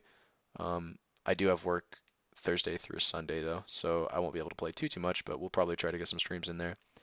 Probably try to update my video guides, I guess, if you want to call them that. We'll try to update some content and get some more things out for you guys that are curious as to how to play Broodmother in 7.07. I will very likely continue to play her unless I just dread the way that she's played or dread the hero herself. But I played her spirit for a very long while after he got hella nerfed, and it doesn't even look like Brood got hella nerfed. She just got changed more so than anything else. So we'll be checking her out and we'll play some games of her and whatnot. Anyways, I do wish you all a very happy evening or whatever. I'm gonna go do other things and then I'll play some Dota in a few days. So I love you guys. Have a good night.